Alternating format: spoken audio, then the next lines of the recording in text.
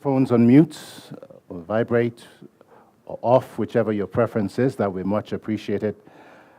Same thing, your iPads, particularly if you have alarms set and you're operating from different time zones, kindly do us the favor of doing that. I'm assuming coffee is served outside or whatever your favorite beverage is. There's time to help yourself to that. It looks like it's going to be standing room only. So I just need to make sure that our organizers have left the reserved seats for our panelists, and it looks like we might need a few additional chairs probably up front over here. So if we can get support for that, again, it'll be much appreciated. Kindly bear with us. We will start shortly. My name is Victor Oladokun. It's really a pleasure, as always, to either MC, moderate events such as this. It's going to be fast-paced, particularly in the interest of time. So we will be asking our panelists to speak fast, and our responsibility will be to listen fast and engage fast, and we'll get you out of here as quickly as possible because we realize there's so many other... Hello? Hello? Hello? Hello? Okay. Hello? Hello? Hi. Okay. This tends to happen at the wrongest of times. For purposes of translation, can you increase the volume a little bit, please? For purposes of translation, you do have translation headsets on the table. Channel 0 is English, and channel 2 is Francais. Channel 1 is French, yes. So avail yourself of that, and we look forward to a great meeting this morning.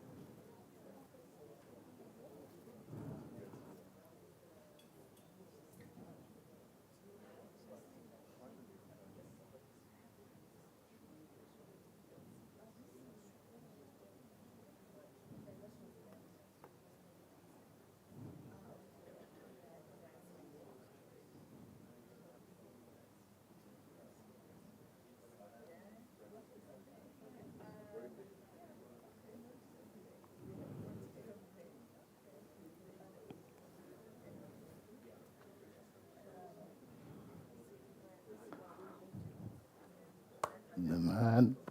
I'm dressing like you.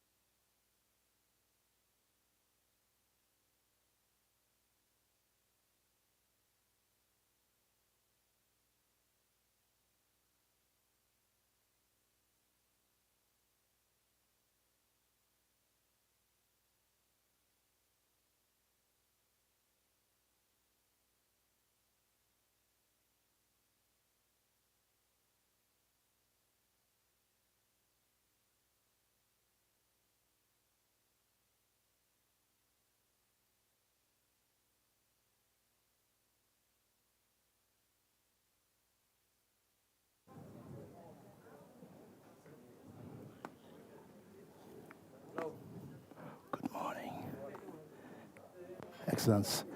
So good to see you. Good to see you again. Has More there- energetic this time. Right? Good to see you.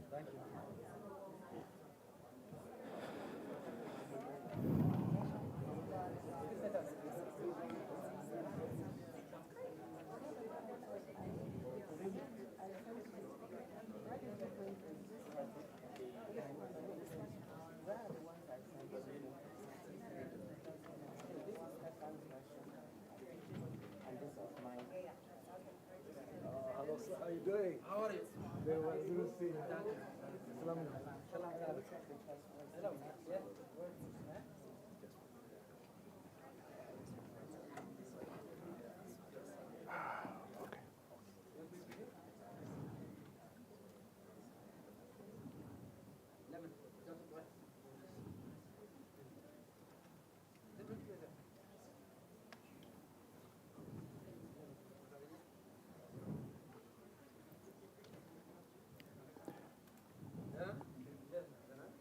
Distinguished ladies and gentlemen, kindly take your seats.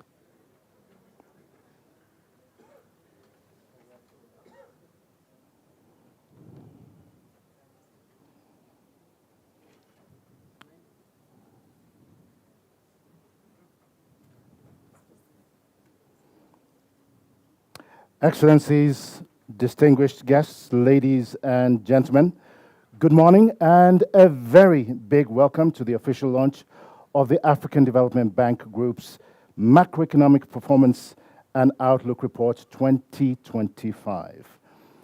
It is a great honor to both MC and moderate this session this morning. My name is Victor Oladokun, and it's great to be in Addis Ababa, the diplomatic capital of Ethiopia, and a country that is increasingly in the middle of global crossroads.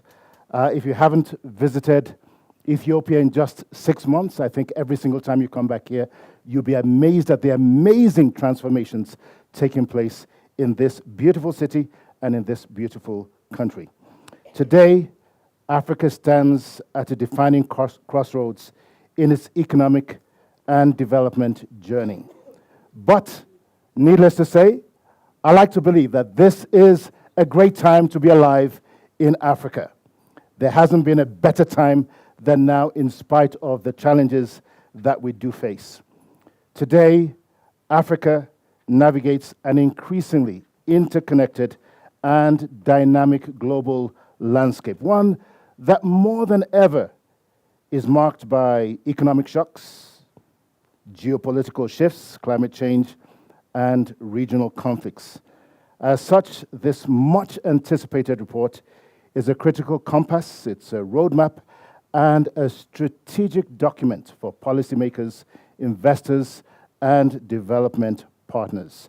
As you're about to hear in the minutes that will follow, it identifies critical trends and tailwinds that can propel Africa forward and headwinds that we must overcome as a continent. We're privileged to have with us today some of Africa's most distinguished economic minds, policymakers, diplomats, and thought leaders. And their responsibility this morning will be to help us unpack the insights from this report and explore practical, forward-looking strategies to accelerate inclusive and sustainable growth on the continent. To set the stage, ladies and gentlemen, excellencies, for this power-packed session, let us turn our attention to the screen for a very short video that provides a bird's eye view of Africa's macroeconomic performance and outlook for 2025. Thank you.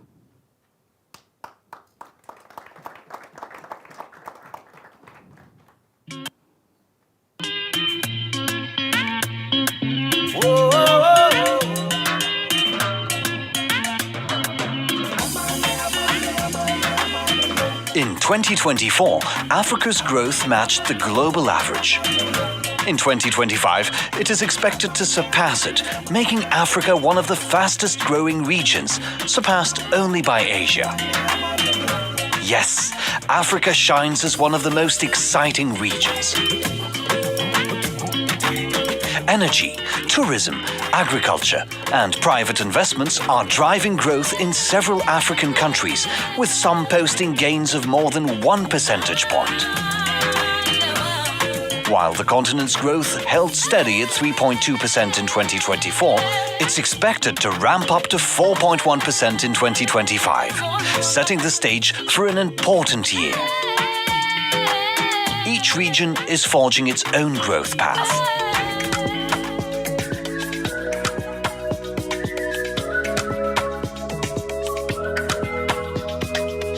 East Africa leads the way with projected growth of 5.3%, thanks to the dynamism of diversified economic activities in countries like Rwanda, Uganda, Ethiopia, and Kenya. Growth projections for West Africa stand at 4.6%, and many of the region's countries are expected to grow by 5% or more in 2025. Central Africa is set to maintain a 3.9% growth rate, driven by advances in the Republic of Congo and the Democratic Republic of Congo. North Africa, bouncing back, also anticipates growth of 3.9%, fueled by recoveries in Egypt and Morocco, despite continuing regional challenges. Southern Africa is on track for the strongest growth since 2021 at 3%, with Eswatini, Zambia, and Zimbabwe recovering from last year's drought. However, progress comes with challenges. Even though the growth rate is slightly higher than the 3% recorded in 2023, it is less than half the level of 7% needed to lift millions out of poverty. While inflation is easing, it remains in double digits at a projected 12.6% for 2025-2026. Public debt is stabilizing, but remains higher than before the pandemic as vulnerabilities remain elevated.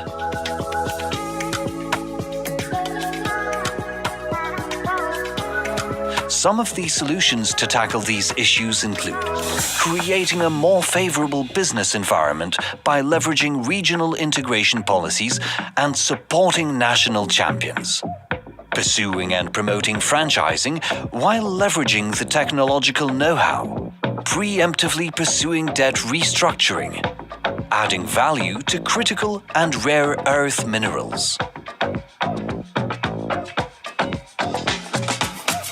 Africa stands poised at a crossroads. With 12 of the world's 20 fastest growing economies, 2025 marks the continent's return to dynamic pre-pandemic growth. This is Africa unleashed, bold, innovative, fearless, leading change, not following it. The future belongs to those who shape it. Africa's time is now.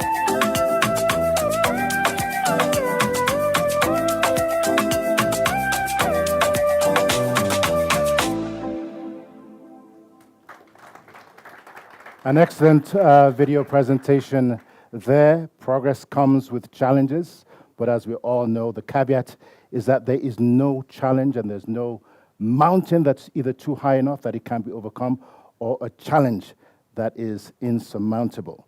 And the fact of the matter is, as we just heard in this report, the future is shaped. The future is what we make of it. It is never predetermined. I'm going to ask a favor. And please kindly work with us here.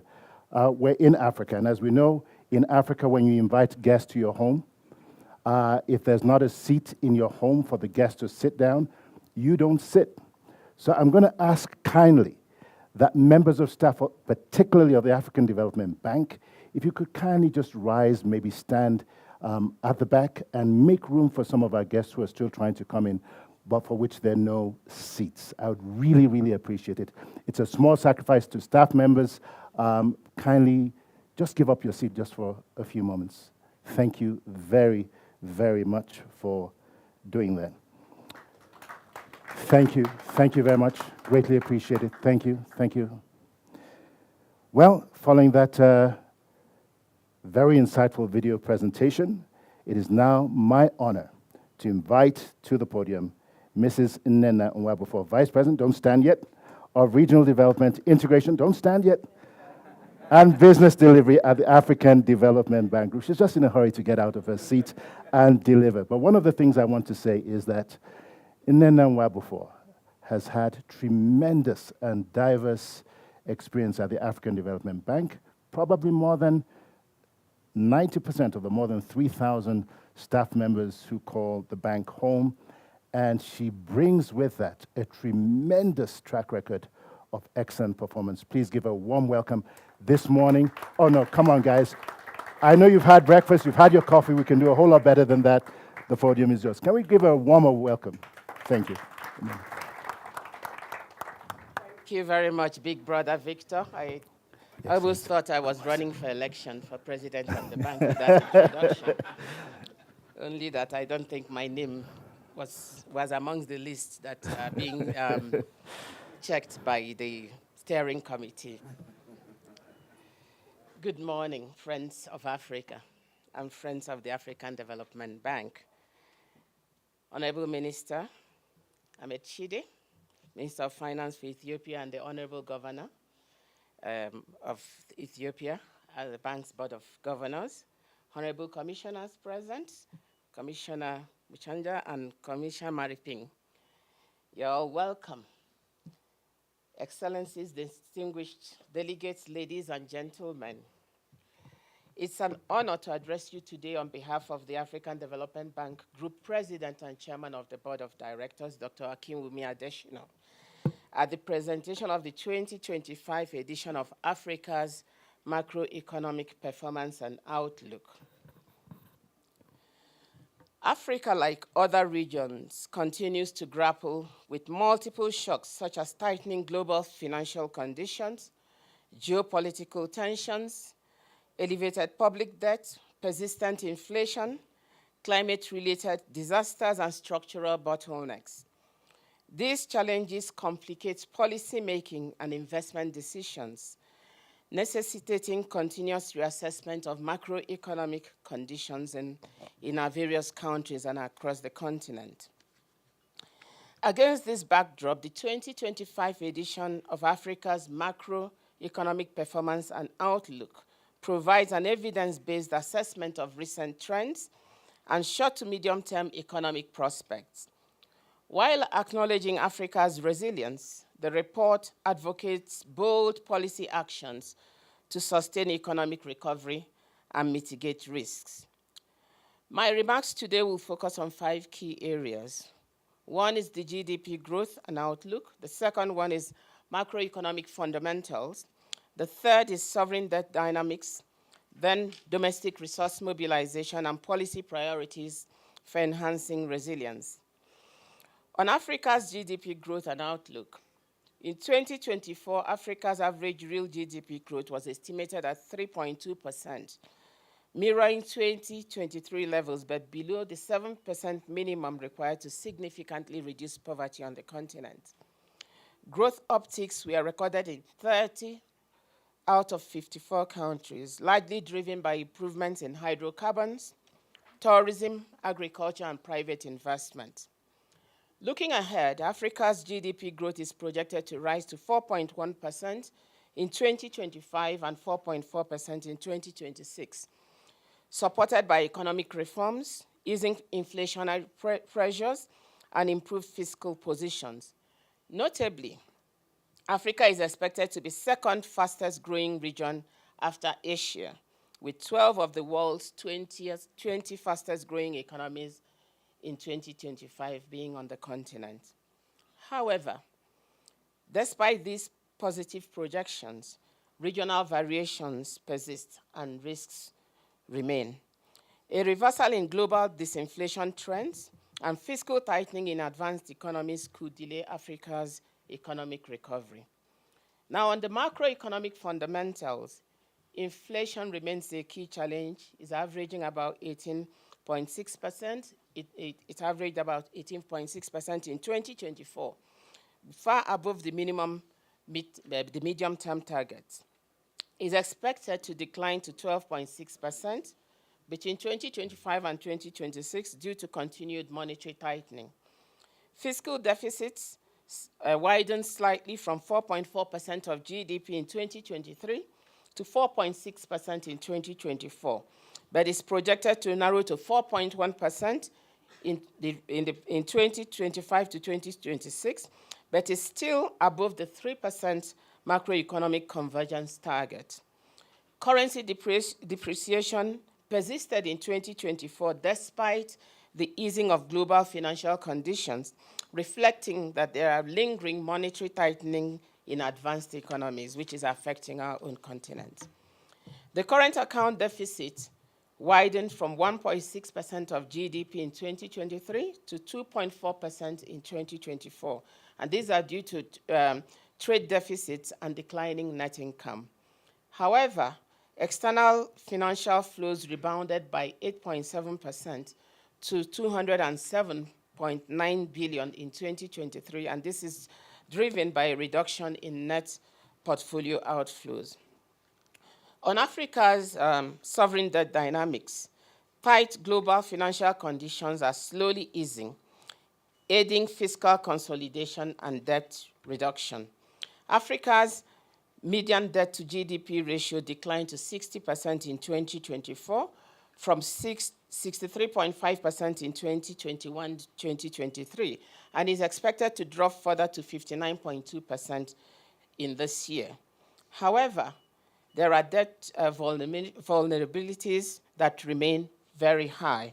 Rising debt service costs are driven by global interest rates, and a strong US dollar continues to strain our economies in Africa. As of September 2024, 9 African countries were in debt distress, with 11 others at high risk of debt distress. Debt accumulation is increasingly driven by exchange rate depreciation and interest expenses, with over 70% of Africa's debt denominated in foreign currency. External liquidity pressures are mounting, as reflected in the rising debt to service exports ratio, which increased from 22% between the years 2015 to 2019 to 29.2% in 2020. While it's estimated at 22% in 2024, it's expected to increase to 22.7% this year. On domestic resource mobilization, African countries continue to struggle with revenue generation. Government revenue, excluding grants, fell from 23.1% of GDP in 2010 to 20.2% in 2022, mainly due to declining tax revenue, which dropped from 15.8% to 14.8% of GDP. And this is below the 15% threshold needed for sustainable development financing. This decline stems from inefficient tax collection, limited digitalization, and a large informal sector across the continent. Africa's tax to GDP ratio remains significantly lower than Latin America's, which is at 23.9%, and Europe at 31.7%. Therefore, strengthening tax administrations and addressing institutional inefficiencies are critical for improving domestic resource mobilization in our countries. Policy priorities for enhancing Africa's economic resilience. As Africa navigates an increasingly complex economic landscape, policymakers must adopt a forward-looking approach to reinforce resilience and drive sustainable growth. The Macroeconomic Performance and Outlook proposes key actions for the short as well as medium to long term. Short-term priorities. 1 is to better calibrate and coordinate monetary and fiscal policies. Central banks should maintain contractionary monetary policy while governments prioritize social safety nets to protect vulnerable populations. The second thing is building foreign reserve buffers. We need to find a way to grow our economy in order to strengthen our reserves, and this will enhance resilience to external shocks and mitigate currency depreciation effects. Preemptive debt restructuring. Countries that are at high risk should proactively restructure debt to prevent distress and default, which will definitely cost the countries more. We also have some medium to long-term priorities. First of all is in investing in integrated infrastructure.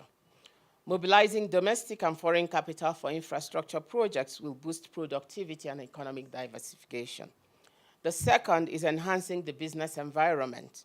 Reforms, including modernizing regulations, improving standards, and supporting investment-friendly policies will be essential for attracting private sector participation in our economies.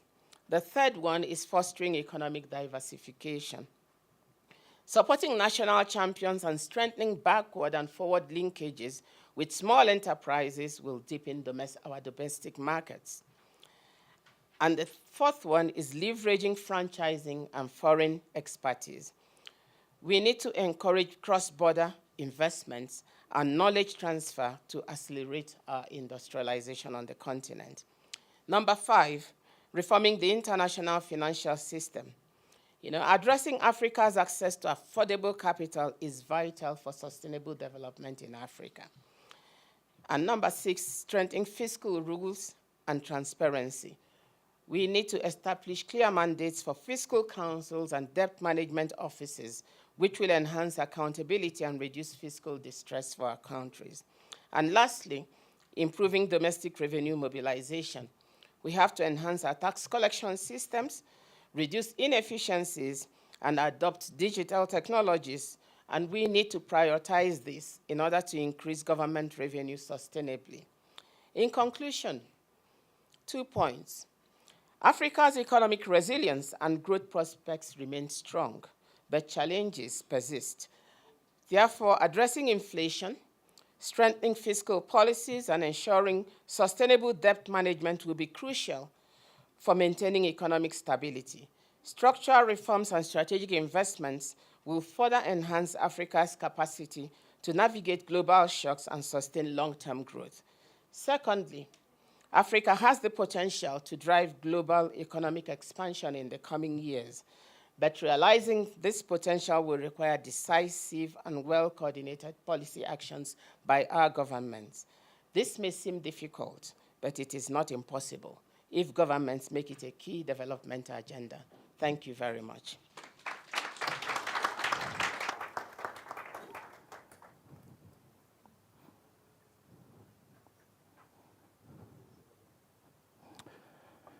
Thank you very much, Mrs. Nena Wabufo, for your compelling opening remarks and for setting the stage for what will no doubt be a very fast-paced tour de force of Africa's macroeconomic outlook. Up next, to shine the proverbial light on the 2025 Macroeconomic Performance and Outlook report and to lead discussions on its key findings, it's my pleasure, my honor, to invite to the podium, and again, I just say hold your fire for just a few moments, the Vice President and Chief Economist of the African Development Bank, Professor Chika Kevin Urama, who, along with his team, have worked long, hard, and tirelessly to put together what really is a brilliant, incisive, thought-provoking macroeconomic outlook report. So to him and to his team, we're truly indebted this afternoon. Distinguished ladies and gentlemen, kindly give Professor Chika Urama a warm round of applause.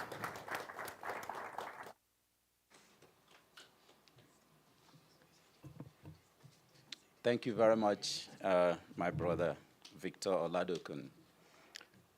Your Excellencies, ladies and gentlemen, it is really a big pleasure for me to, again, this year, for the third time in the row, to be presenting Africa's macroeconomic outlook, its performance, and the outlook for the future in this beautiful city of Addis Ababa. With this packed room and people standing up, it's already testimony to the interests we all have to see Africa continue on this trajectory of improving performance in macroeconomic policy management, public financial management, and growth, achieving the position of second amongst all the world regions. And actually, when you look in depth, as you will see in the report, you will find that even the first is just because of historical path dependency. If you look at the performance of the continent this year that we are looking at, Africa has really outperformed most of its other comparators in the world. So my presentation will run through this amazing demonstration of resilience and capacity to grow, even in the midst of global challenges that we are also going to talk about by African heads of states and government. And I want to start with saying, let's give them a big round of applause. Then we will look at the recent dynamics in Africa's macroeconomic fundamentals, a lot of which my sister, VP Nena, has already touched on. But more importantly, we look at the key tailwinds in the global as policymakers, as business owners, and as Africans, and also the headwinds we need to be aware of and manage in terms of the risks, downside risks that face the global economy and Africa's economy as we go forward. And then expound a little bit more on the policy recommendations which VP Nena has already mentioned. On the left here, you will see the growth performance of the continent since 2021. That red line there represents Africa's real GDP growth, estimated this year at 3.2%, slightly above the 3.4% we had in 2023, but definitely looking forward, we see that we estimate it will rise to 4.1% in 2025 and 4.4% in 2026. And 24 African countries, led by South Sudan, Djibouti, Niger, Rwanda, and Senegal, are expected to grow above 5% of GDP growth in 2025.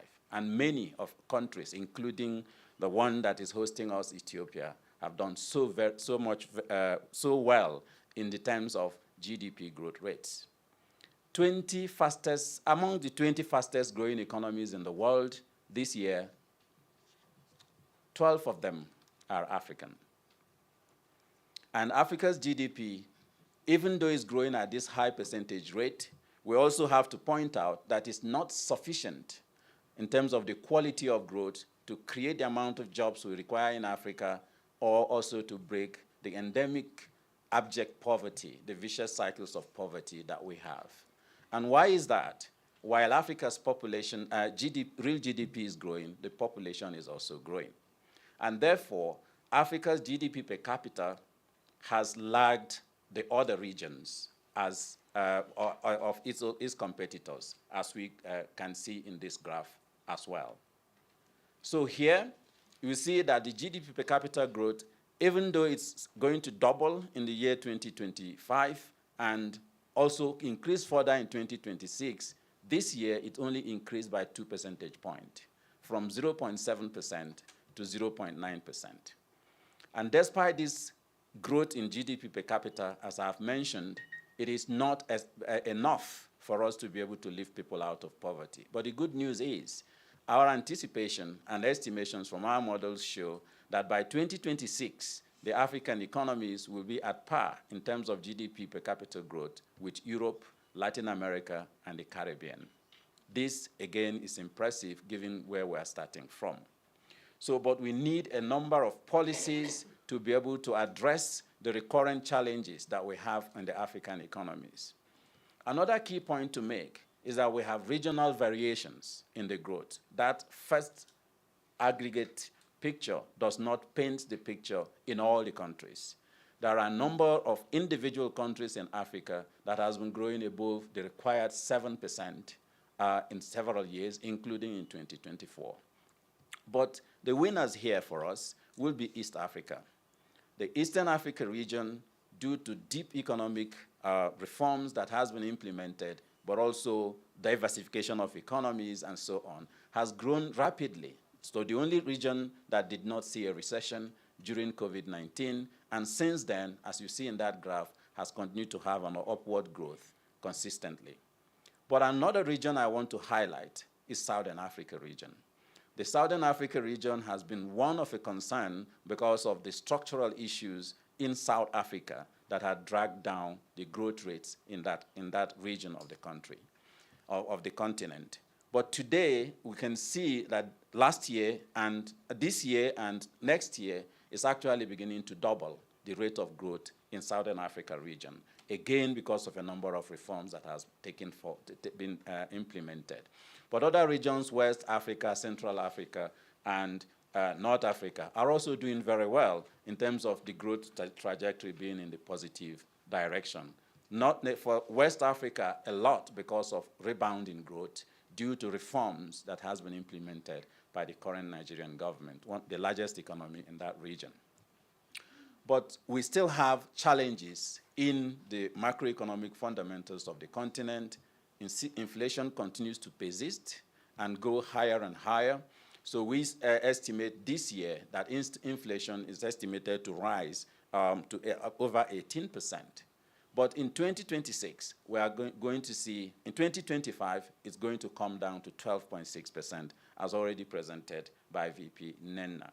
And the same way we have regional variations in growth, in the real GDP growth, we also had regional variations in terms of the inflationary pressures that countries in Africa has been undergoing during the past year.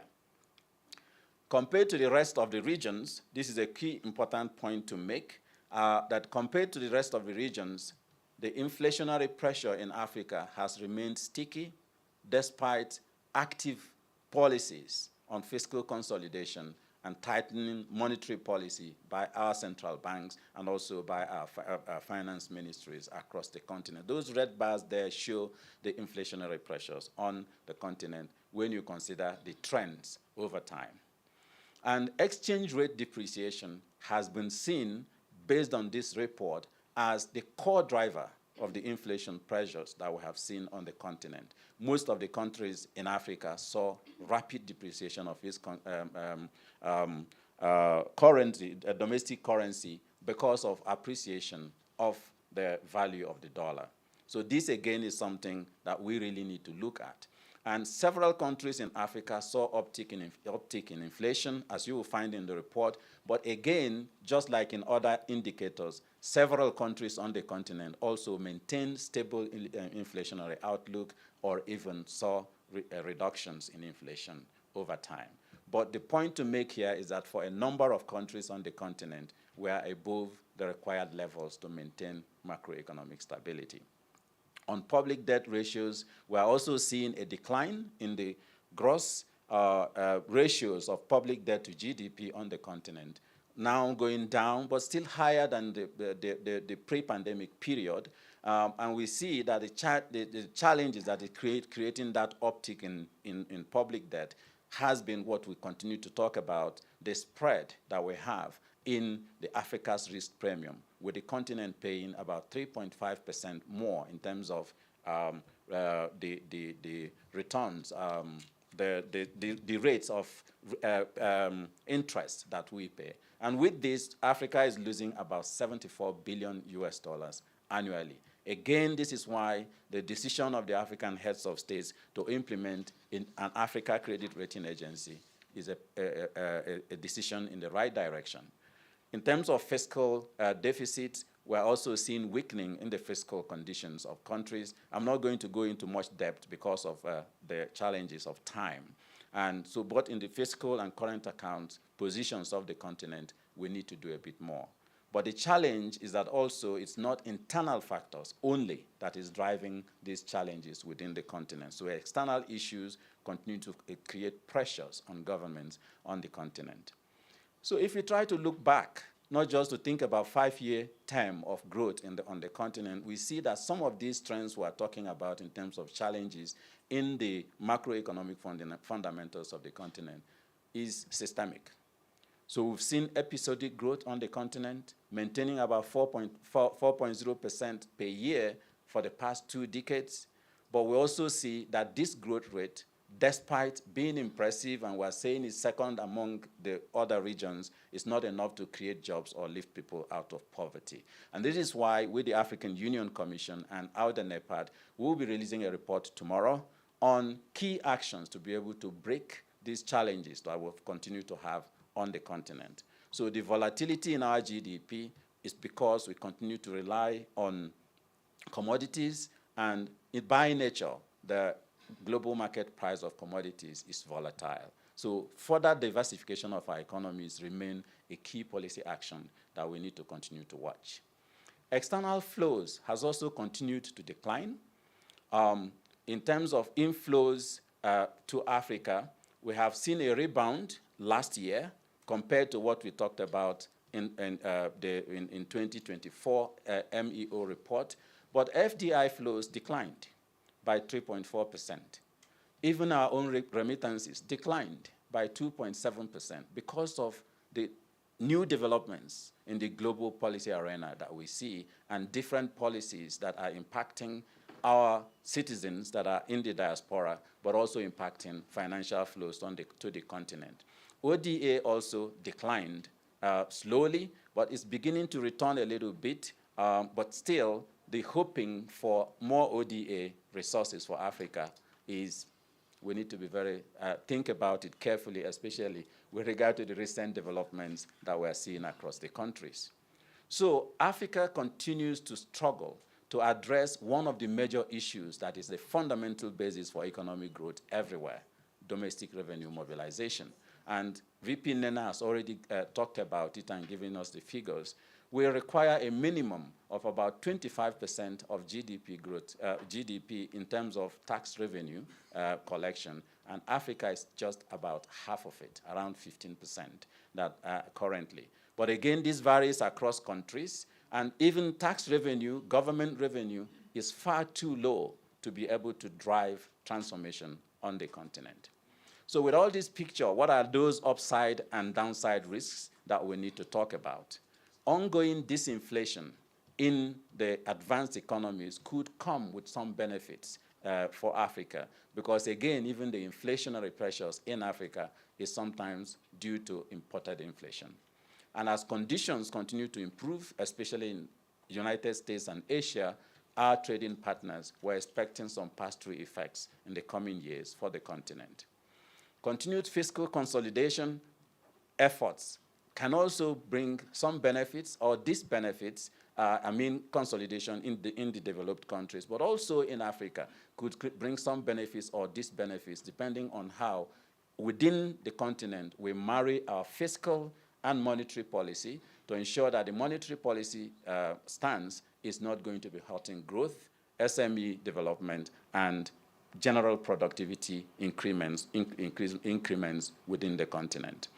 Now, we have seen successful debt treatments in some African countries, and that has led to better fiscal prudence amongst countries, and that's part of why we're seeing the debt to GDP ratio coming down. So if we continue in that effort and even do preemptive debt treatment and debt restructuring, not waiting for when we get into debt default risk, then we will be able to continue to improve the fiscal position of our countries.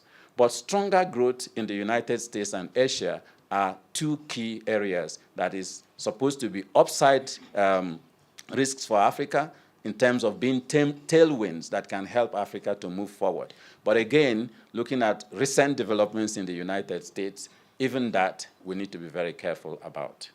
Now, thinking through, how did I do it?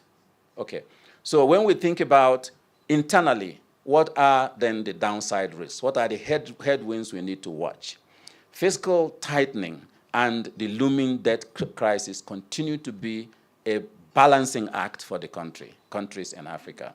Because as we're continuing to see fiscal tightening policies on the continent, we are not seeing effective pass-through to fiscal sustainability on the continent or growth. But I have to say a word of caution. Sometimes the pass-through effects of these things take time. So there's need to continue with that fiscal consolidation and monetary tightening policies, but we need to watch the balance between effects on citizens, but also effects on businesses as we make those policies going forward. I will leave deglobalization and the geopolitics of growth and fragmentation we're seeing as a last one, because for me, this is an area where Africa really, really needs to think carefully. We all know that the global financial architecture has not been favorable to the continent, But even that global financial architecture is dismantling itself. So what do we do as Africans in order to position ourselves in this time of crisis so that we achieve what our veteran, Kofi Annan, always said, not to let any time of crisis go to waste? So we need to think carefully about how, when we're hearing friendshoring, reshoring, America first, and all the other first, how we also put Africa first. So we need to think very carefully about such policies that will improve regional economic integration and improve macroeconomic prudence in Africa and boost regional trade, regional productivity, manufacturing, and others. But there are several policies we have indicated that to address this particular risk that you will see in the reports. But these geopolitical tensions and global and regional conflicts also has a lot of pass-through effects to Africa. And again, for me, the solution to that is very clear. Our heads of states and government, for example, have already agreed on the Africa Continental Free Trade Area Agreement. We need to stop having discussions on ACFTA and just get it done. We don't have time, because time for technology transfer, the windows are closing. Time for capital flow into the continent, we are seeing continued decline if you continue to watch it. So while we still have time to build alliances, do our own friendshoring and reshoring, let's do it now and not continue to have discussions. But climate shocks also continue to be a systemic risk that affects the continent in two ways. We know that the physical impacts of climate change is costing Africa 5 to 15% of GDP per capita growth every year. This is huge, more than $7.5 billion every year, addressing climate adaptation and climate mitigation issues. But another point that is subtle is that interpretation and use of climate policy has become one of the major challenges and bottlenecks, that is headwinds for financial flows coming into the continent, into critical productivity boosting sectors like energy. So we also need to think about just transitions and how we relate with climate policy in Africa and how we engage with the rest of the world to ensure that those regimes of policies are not used to upend growth on the continent. But the persistent inflationary pressures is something we have already talked about.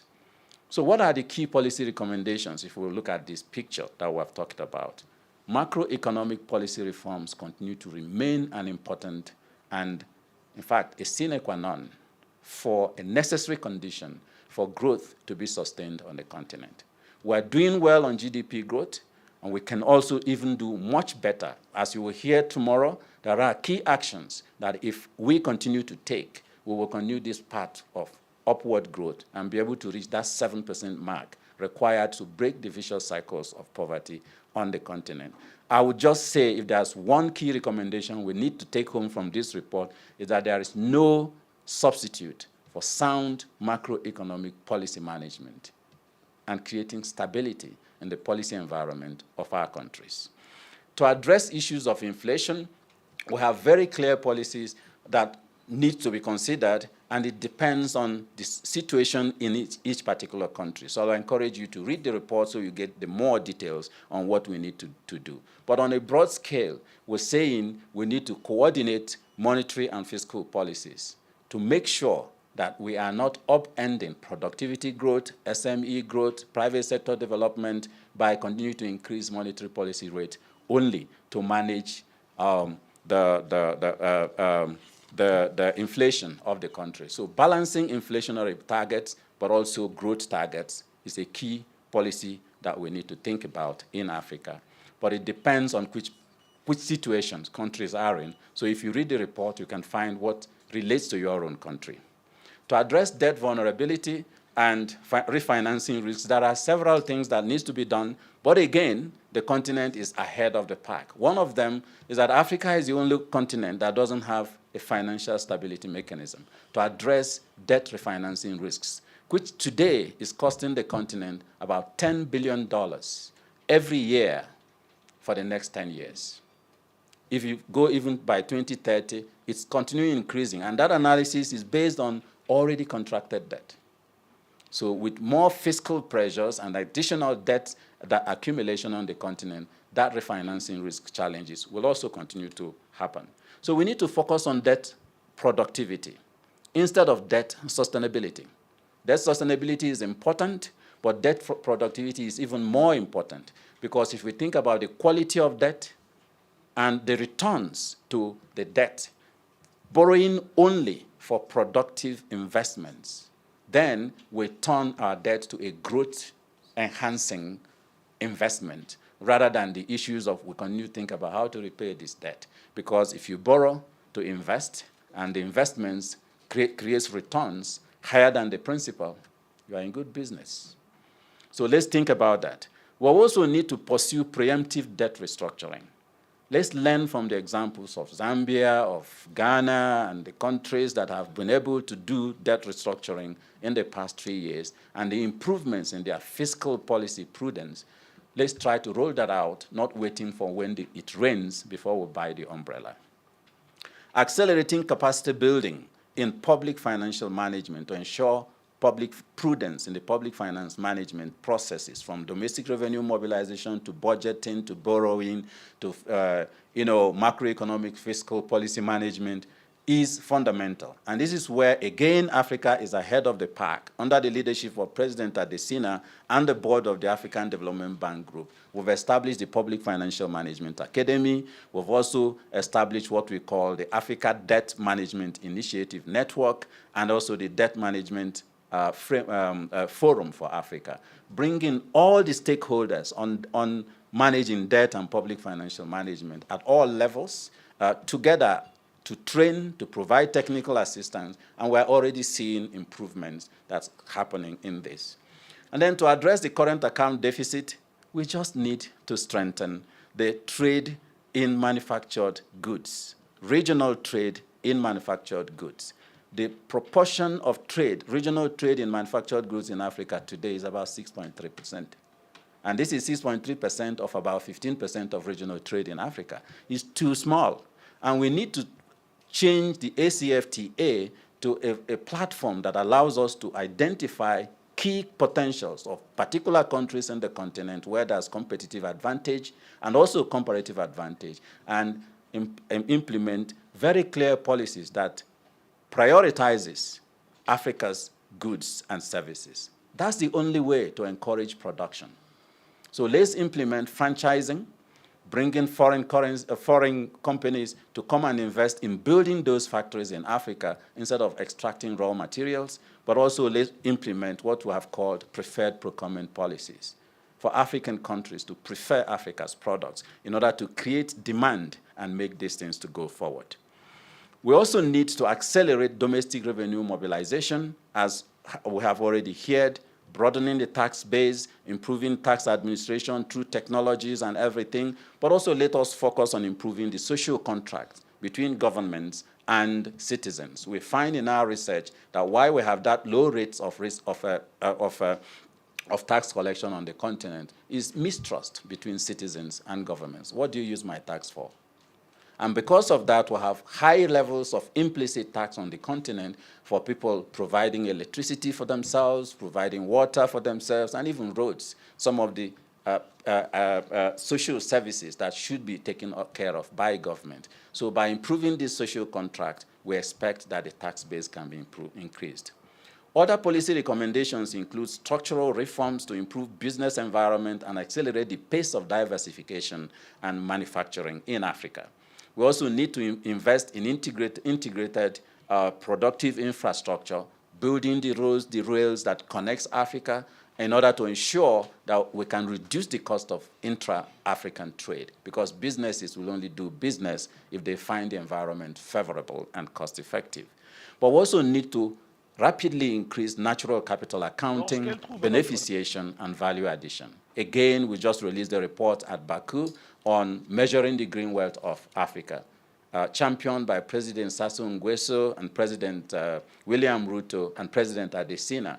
We have done some work that tries to estimate if only Africa takes more seriously its natural capital, valuing it, both the stocks and the flows, including it in the systems of national accounts and therefore estimations of our GDP. And we'll find that for some countries, GDP could quadruple or even more. For Africa, it will add almost 50-something billion US dollars already if we only took into account carbon sequestration of forests. But there are so many ecosystem services for which we can already measure through natural capital accounting that is not yet being integrated in Africa's GDP.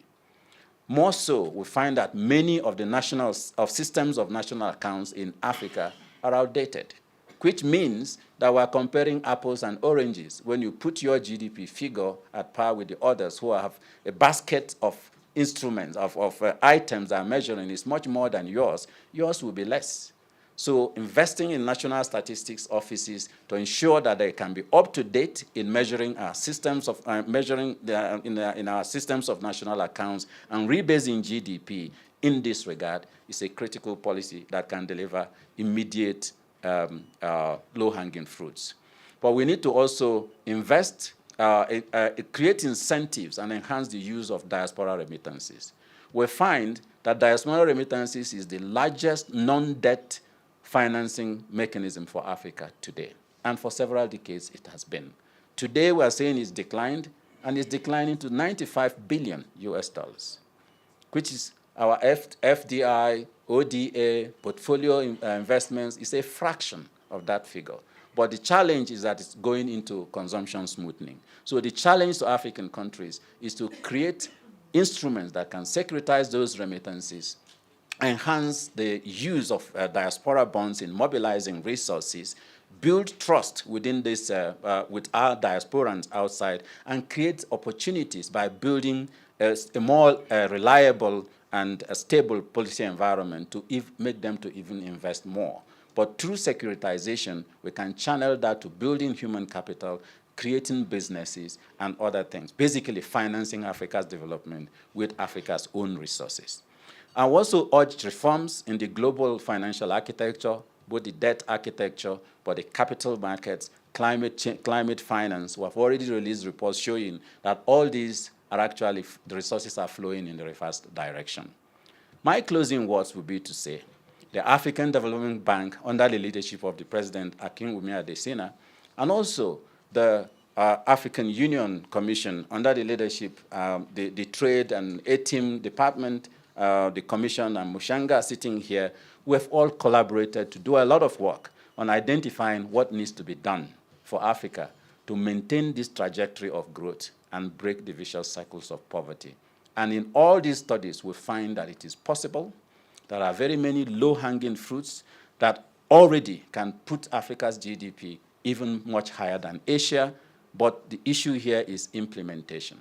So we need to focus on implementation.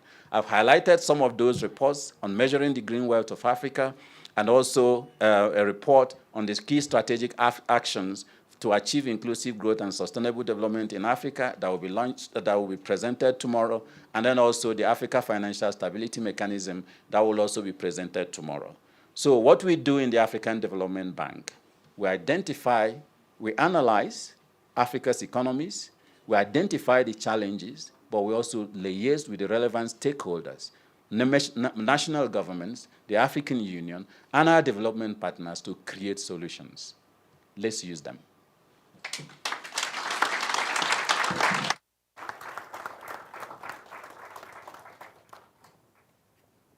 Thank you so much.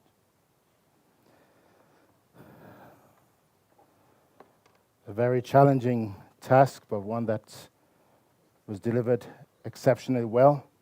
Thank you, Professor Rama, for an in-depth analysis and for adding further context and texture to the macroeconomic outlook for 2025, as well as unpacking some of its key findings.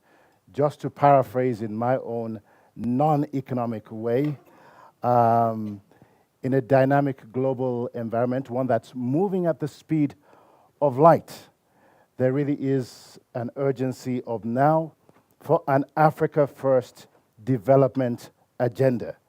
While not taking the critical role of our development partners for granted, the bottom line is this: Africa cannot outsource its development agenda to the benevolence of others, no matter how well-meaning. And there are already sufficient examples, as you said in your report, to indicate that this is quite possible.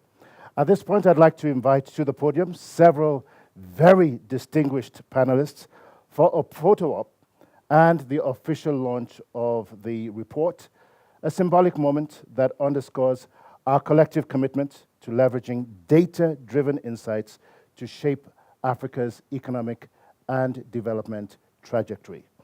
Following which, our distinguished guests and launchers will take their seats on the platform for our panel discussion. Kindly give a very warm welcome, and I said a very warm welcome, not a tepid welcome. This is a beautiful city, a great morning. Please give our panelists a really, really warm welcome as they come forward. His Excellency, Mr. Ato Ahmed Shide, Minister of Finance of the Federal Democratic Republic of Ethiopia. Thank you very much, Your Excellency.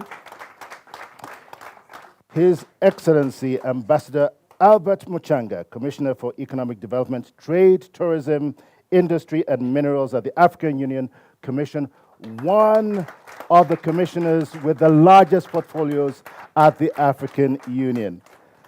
And of course, Professor Chika Urama, who we've just heard from, Chief Economist and Vice President at the African Development Bank,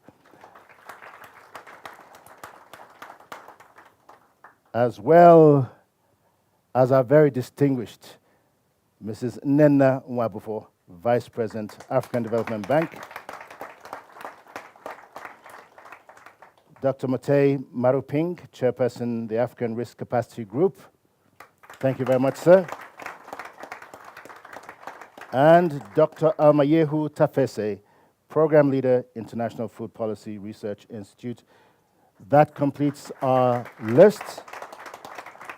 At this point, I will hand over proceedings to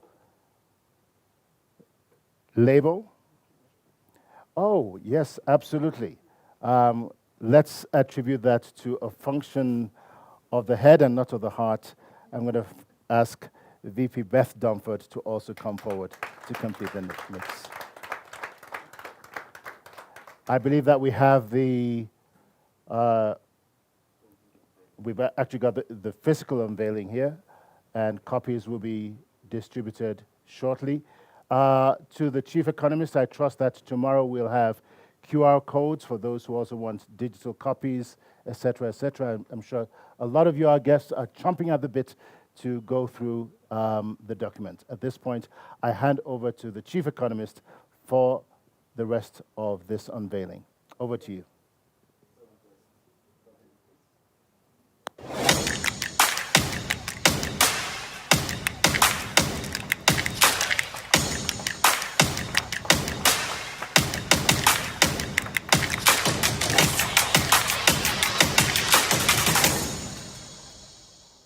So there'll be opportunities to receive physical copies, and for those of you who are Gen Zs and post-Gen Zs who are digitally savvy, there are also QR codes for the digital version.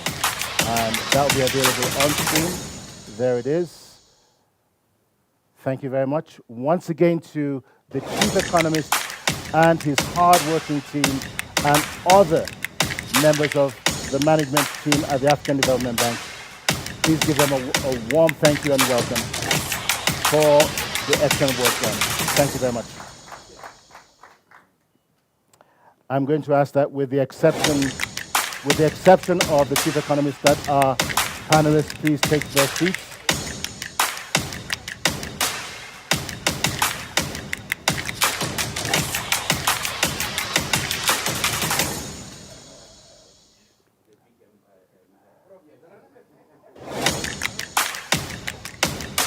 Kindly take your seats, panelists. And could we put the Honorable Minister in the middle, please? Our host minister, could we put him bang in the center with Ambassador Muchanga? Thank you so much.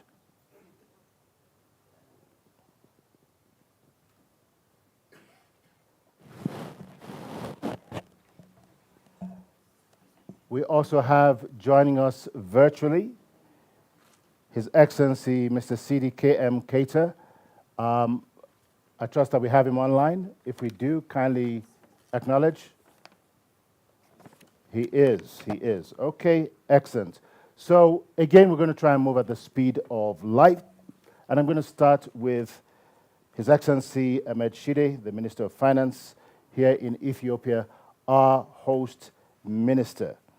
All one has to do really is look around and see the very fast-paced infrastructure development that's taking place in Ethiopia. We heard earlier about the very robust GDP growth in Ethiopia, which is about 6 to 7%, depending on which numbers you're looking at.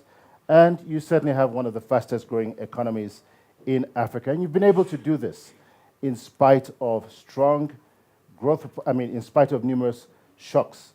So, my question to you, Your Excellency, is what specific homegrown economic reforms have been responsible for this? What is it that you're doing that we need to pay attention to? Thank you. Honorable Ministers. And could we kindly crank up the volume a little bit? I'm not sure if everyone in the back can actually hear our panelists. Can we see a show of hands if the volume is good enough? I see one hand in the back. Okay, we're good. Thank you very much. Thank you, our moderator, Excellencies, Ministers, Madam Nina Nwabufwe, FDB Vice President, Excellencies, other Vice President as well, AU Commissioners, distinguished guests, ladies and gentlemen. It's a great pleasure and honor for me to join this distinguished panel to reflect on the report launched by African Development Bank on macroeconomic outlook of Africa. I just want to reflect first on the report. The report is informative, rich in analysis, and bold in its discussion of policy implications. It underscores the fragility of Africa's economic growth, which is projected to hover around 4% in the near term. So we need to keep an eye on our growth. This stands in sharp contrast to the 5% or more growth rate the continent registered in the last 2 decades before the recent multiple global shocks, including COVID-19 pandemic, the war in Ukraine, and internal conflict in some parts of Africa. The report also highlights persistent macroeconomic instability in many countries, with inflation averaging 19% and the fiscal deficit reaching a record 4.6% of GDP since the pandemic. Debt remains a pressing challenge, and the risk is growing. A lot of countries are facing debt distress. So I think coherent and consistent policy and homegrown solution for our economic issues is very much important. Regarding the recent Ethiopia's macroeconomic management, since Prime Minister Dr. Abiy Ahmed came to power almost 7 years ago, Ethiopia is embarking on a comprehensive macroeconomic reform agenda, economic opening up, economic reform, where we are rebalancing the role of the state in the economy. We are moving towards private sector-led development, diversification of our source of growth, enabling the private sector, and public sector efficiency enhancement has been the major agenda of the whole government. Ethiopia, like many African nations, has endured global and domestic shocks. However, what sets us apart is bold steps we have taken to restore macroeconomic stability, build resilience, and accelerate growth. Particularly, Prime Minister Dr. Abiy Ahmed has been championing a comprehensive development agenda where diversification of source of growth, enabling the private sector, enhancing the efficiency of public sector overall, both budgetary performance, the quality of spending, as well as also the reform on public sector enterprises. Last year, we launched phase 2 of our homegrown economic reform, which is aligned with our 10-year development plan. This reform directly addresses macroeconomic challenges and charts a path for sustainable growth. Our efforts have received support from IMF and World Bank and other development partners, including the G20 Common Framework, to address our external debt burden. Ethiopia has embarked on most comprehensive macroeconomic reform in its recent, the last 6 years. We are shifting from administratively determined to a market-driven exchange rate and a monetary policy. This is first of its kind in our history, which is a very bold initiative. We liberalized our exchange rate. We are opening up the banking sector. We are opening up most of the sectors to both foreign direct investment so that competition and external investment can be enhanced. We are also working on revenue mobilization. Fiscal policy is also very important. Domestic resource mobilization has been the major agenda of the government. In addition to that, we are also working on transformation of public enterprises. Ethiopia has one of the largest public enterprises in Africa, like Ethiopian Airline, which is very much efficient. We have a shipping line. We have a biggest telecom operator. We have also a biggest bank, commercial bank of Ethiopia, and other major government enterprises. Their efficiency has been enhanced, and through that, there has been significant economic dividend.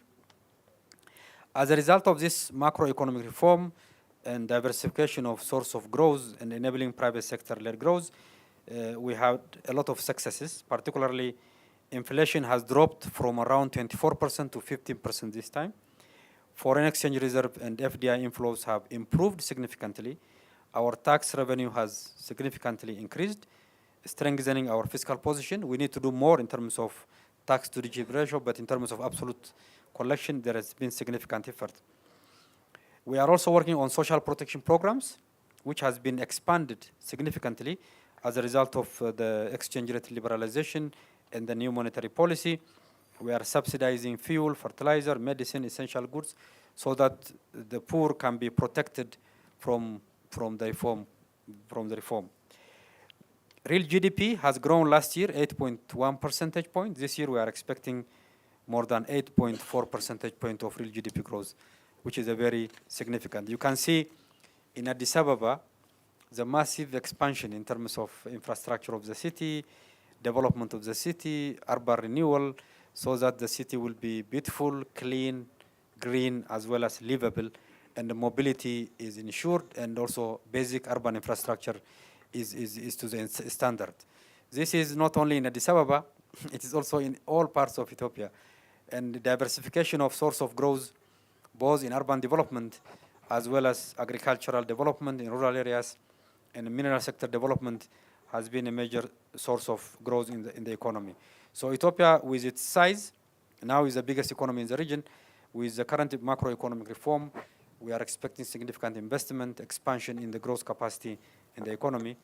And as a result of that, we expect Ethiopia will continue to be the engine of regional economic integration, regional economic pillar, and stability. I would like also to really thank African Development Bank. I take this opportunity to commend our strong partnership with the African Development Bank, which has reached new heights under the leadership of President Adesina, to whom we express our deepest gratitude and the leadership. While this may be his final term, we are sure of him that Ethiopia will continue to be his friend, and he's always welcome to work with us. He's going to be a global voice for African development, so he's always welcome to work with us. Currently, the African Development Bank has a commitment exceeding 1.2 billion in regional integration project, in agro-industrial parks, entrepreneurship initiative, job creation, and youth and inclusive growth, and also on wheat production. And Ethiopia is working with African Development Bank in regional integration project. Regarding global financial architecture, I think we need to do more by ourselves now. Global partnership is important. Reform of global financial architecture is very important. We need to attract to the maximum quality resources for African development, but we need to do more also domestically. Allow me to come back to you again, Honorable Minister. But I think that, again, is an excellent overview of what Ethiopia is doing to bring it to its current situation, again, with a projected GDP growth of 8.4% in 2025. Extremely impressive. Macroeconomic stability and reforms, public sector reforms and efficiencies, enhancing the role of the private sector, liberalization of the exchange rate. If you followed Ethiopia's history over the last 20 years, you'll realize how critically important that is and how difficult it has been. Efficient public enterprise efficiencies, including Ethiopian Airlines, and thank God for Ethiopian Airlines. Many of us probably wouldn't be here today. And for those of you who don't know, Ethiopian Airlines is the oldest airline company on the continent and still growing strong. One of the oldest globally as well. Also globally, and one of the largest purchasers of Boeing jets globally, social protections, and the list goes on. So we say congratulations to you. In the wings and virtually is Mr. Sidi Keita, His Excellency, the Minister of Finance and Economic Affairs in the Gambia. Well, your colleague from Ethiopia has laid down the gauntlet. In 2023, you had a GDP growth of 5.3%, 2024, 5.7%.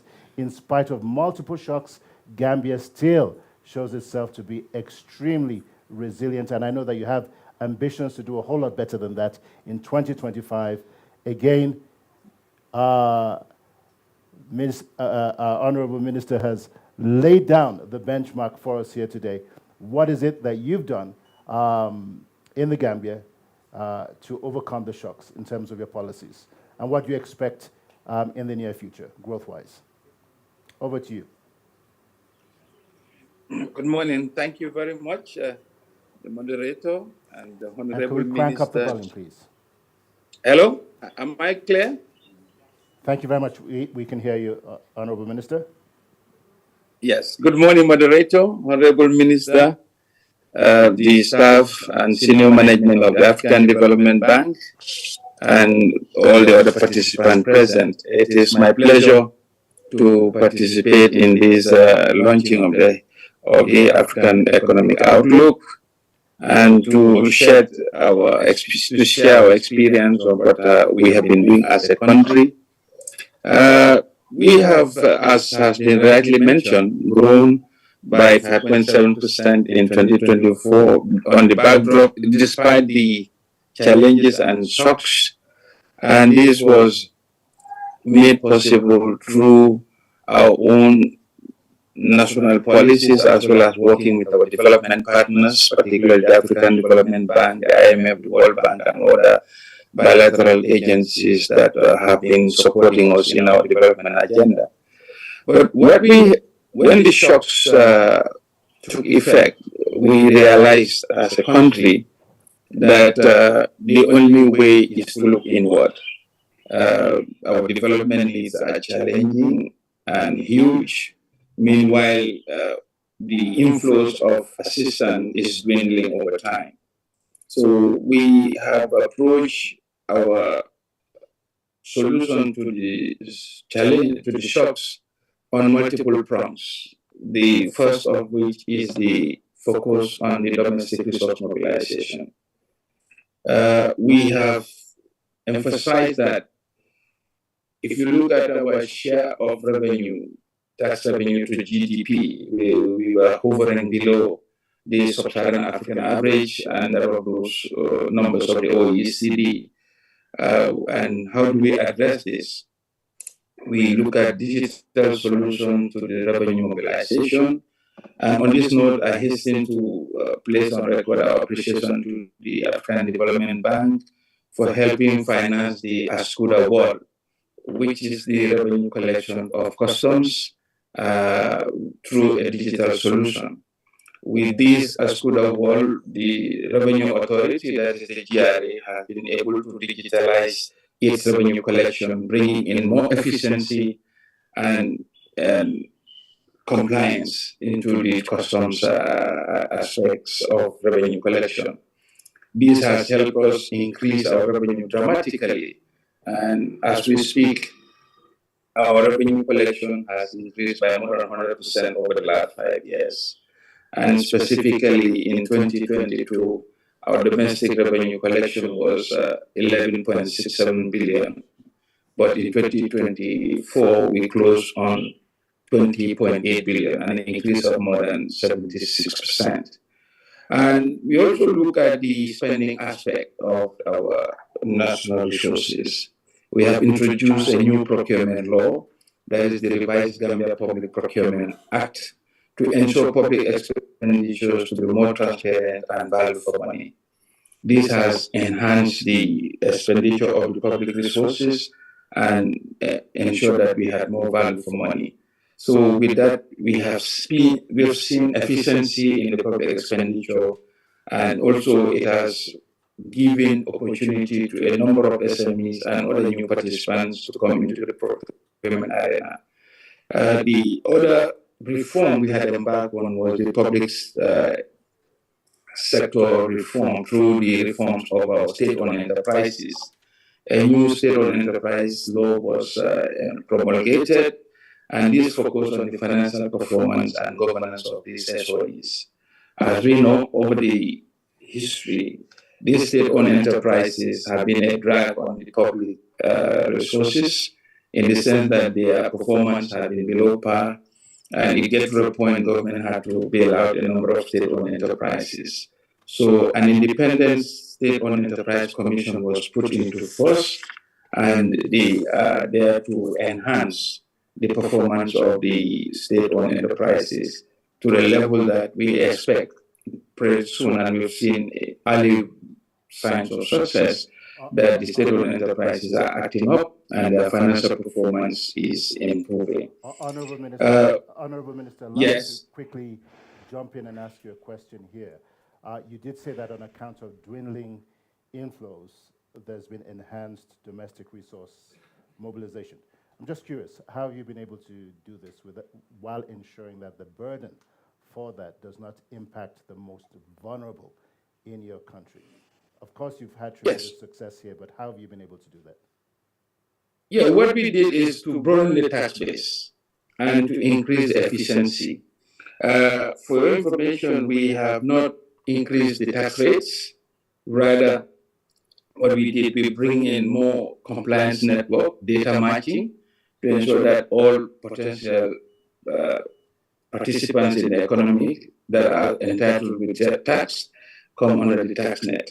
This has taken a number of very important results, as, for example, some of the large contractors that were exempted or were not within the tax radar have now come under the tax radar, and this has substantially increased. So we are very mindful of the vulnerable segments of society, and for the information of the audience, even our basic income tax rates, the minimum threshold has been increased from 24,000 per annum dollars to now 36,000, just to ensure that the tax compliance is not adversely affecting the vulnerable, but meanwhile focusing on large taxpayers and other economic activities that were outside the tax net earlier. Those are the measures we have taken, cognizance of the fact that the enhanced revenue collection should not adversely affect the vulnerable segments of society. And in addition to that, Honorable Minister, enhanced domestic resource mobilization is actually important, it's key, but in tandem also is very transparent and efficient delivery of services. How critical has that been for you in Gambia, given the expectations? Well, in fact, what we have done with the results of the rise in domestic resource mobilization, our investment in the public infrastructure space has increased. Our electricity connectivity and coverage has increased. And today, as we speak, our coverage of the access to electricity is 63% as of now, and we expect this to rise to almost 90% by the end of the year, with the ultimate objective of universal access. The second element of that is investment in the road infrastructure. Connectivity and connection has been very difficult in the past, but we have now relied on domestic resources to expand the road network, and this has resulted in very positive outcomes, with some of the travel times being reduced by more than half than before the development of the infrastructure. I'm sure some of the participants in the room would have recently come to the Gambia during the OIC summit, and they would have seen the new Batin-Hadin highway, which has actually reduced the travel time between the airport and Banjul by more than half. So we are also cognizant to ensure that as we are collecting the revenue, we are giving results to the citizens or increased service delivery. We are participating in the provision of school feeding from a government budget to the vulnerable segments of the country, and also ensuring that the vulnerable segments of the society continue to benefit from direct cash transfers, not just from donors, but also from the central budget of the Gambia. So this is how we are translating into action the results of the efficiency gains in the revenue collection. And of course, we are providing 100% free education from kindergarten to grade 12, all funded through the public purse. And we occasionally, depending on the fuel price at the global market, if the prices hike through the plant prices are very high, we also subsidize the fuel prices to ensure that the external shocks of the rising fuel prices are not directly passed on to the society, which cannot cope with it. So these are some of the measures that we have been adopting to ensure that the citizenry continue to see benefits of the efficiencies that are being registered in the domestic resource mobilization space. And based on these reforms, what are your projections for 2025 in terms of GDP growth? Well, our projections for 2025 are about 6%. We have seen some positive wins already as our entire economic activities have seen substantial increase. The efficiencies in the road network, the electricity access has given rise to the development of budding entrepreneurs in places that were never able to be. For example, today, if you go up provinces, you can see machinery, carpentry, and welding workshops that were not possible in the past. And this has even been translated into a revised urban-rural migration, with some people even relocating back to their communities due to the access to the electricity and the good road network. Excellent. Thank you very much, Honorable Minister. Just hold on for us for a second. We'll still come back again to you next. I want to go on to His Excellency Ambassador Albert Muchanga, who has done an incredible job over the last few years working with the African Development Bank on multiple fronts. We're really indebted to you, Your Excellency. We thank you really for the role that you've played and continue to play on behalf of the bank and on behalf of Africa. You have one of the largest portfolios of all the commissioners at the African Union. As we've said during these proceedings, we're at a crossroad, really globally. Geoeconomic fragmentation, rising protectionist measures are reshaping global trade and investment. We've heard about an Africa First agenda. These are there's significant long-term implications for where we are at the moment. Are you worried or are you optimistic? What's the future that you see and what do you feel Africa should be doing at this time? Thank you very much. Am I on? Yes, you are. Okay. Thank you very much, moderator. The world is unpredictable, and the challenge is a fact of life. Every day, new issues come up. The question is, how does one respond to those issues?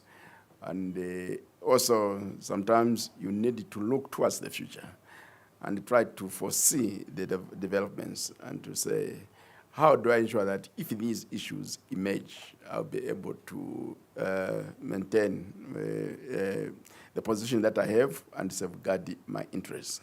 Now, when we look at these geopolitical issues, since 2021, I've been sending a message to Africans, even the policymakers, that the era of aid as we know it today is coming to an end. And the reality before us is that some countries are now more or less doing away with institutions that were designed to channel aid. And other countries, we had a meeting of the Development Committee of the World Bank and the Commissioner for International Partnerships at the EU. more or less said what I said, that aid as we know it has come to an end. Therefore, the answer is, how do we position ourselves to ensure that we are able to merge out of it? So the question of domestic resources mobilization has been at the forefront, and we have working with the member states to ensure that, as indicated, they increase tax collections, they broaden the tax base, they digitalize, and they also eliminate illicit financial flows going outside Africa. And some of the countries, as indicated here, are doing quite well, but others have not yet been able to do it. That is the first point. The second point is that the issue of economic integration comes into play, very much so.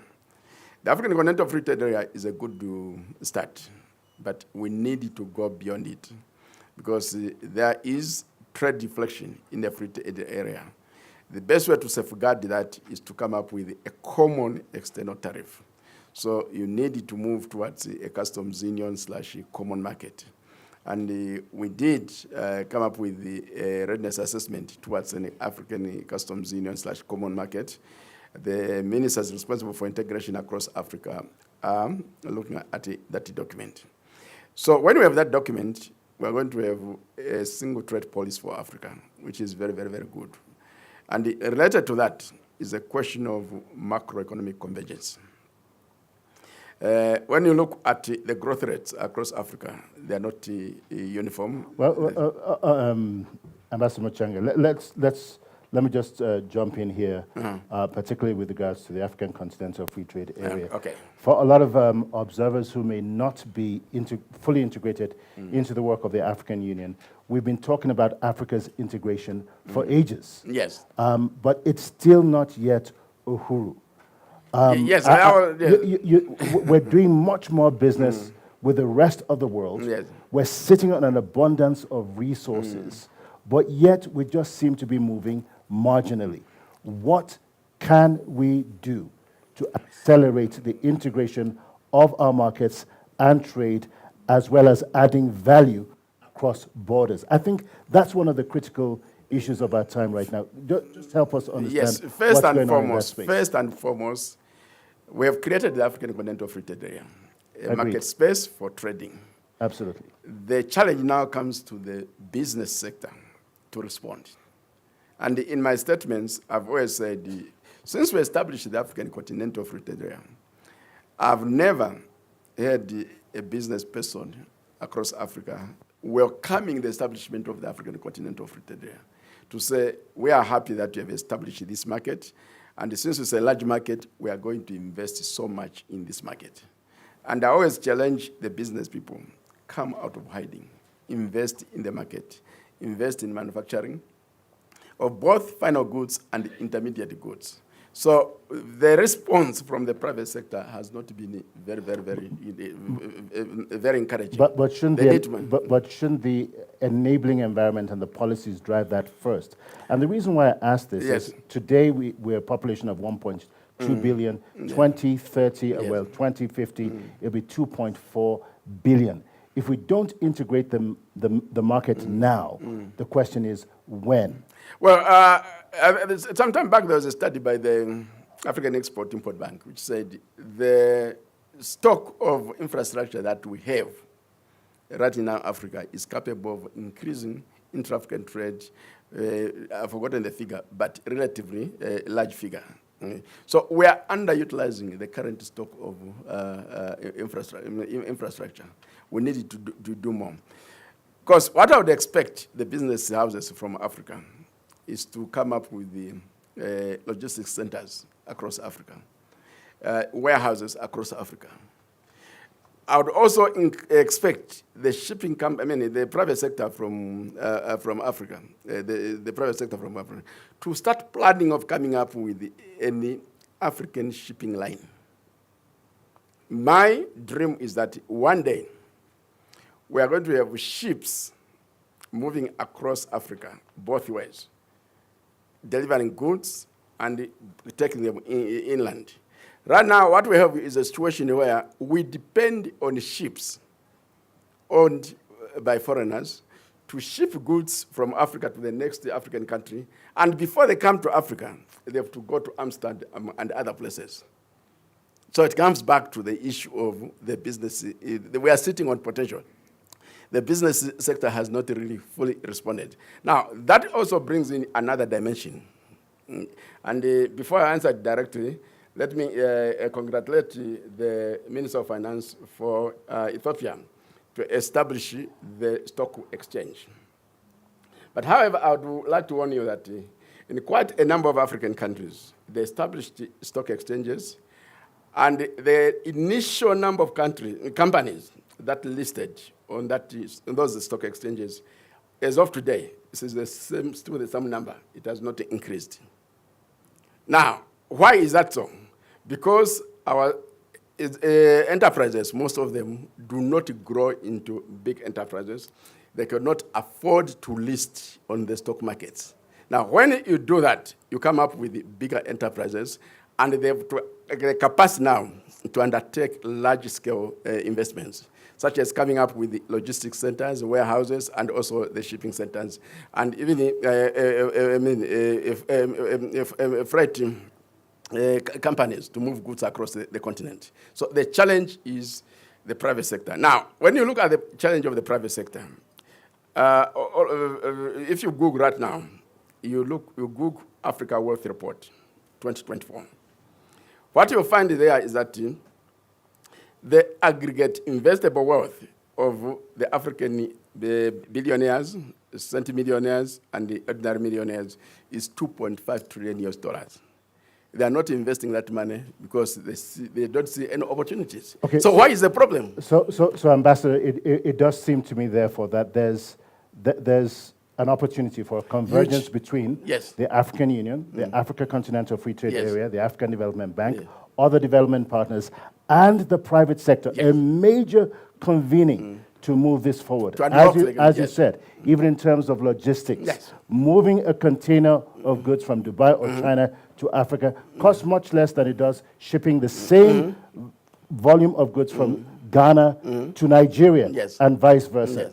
So in terms of the value chains that need to be developed, the logistics, as well as the increasing role that AI is going to play, what can we do? You've talked about some of this, but rather than wait for the private sector, can we have a convening as quickly as possible with all the major stakeholders coming to the table to move us to the next level? Well, the African Development Bank already has a platform, the African Investment Platform.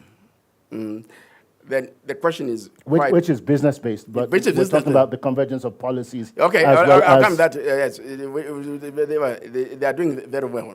Now, within the margins of this ongoing Assembly of the African Union, I think either on the 15th or on the 16th, we are going to bring together the Pan-African financial institutions and African business people. Fantastic. And the question is, what do you want us to do for you to unlock your investments? Let's hope they'll respond. But as we ask that question, the business people always challenge them to say, on your own, ask yourself, what can I do to contribute to the progress of my continent? It's two ways. Absolutely. Yeah, it's not just a question of incentives.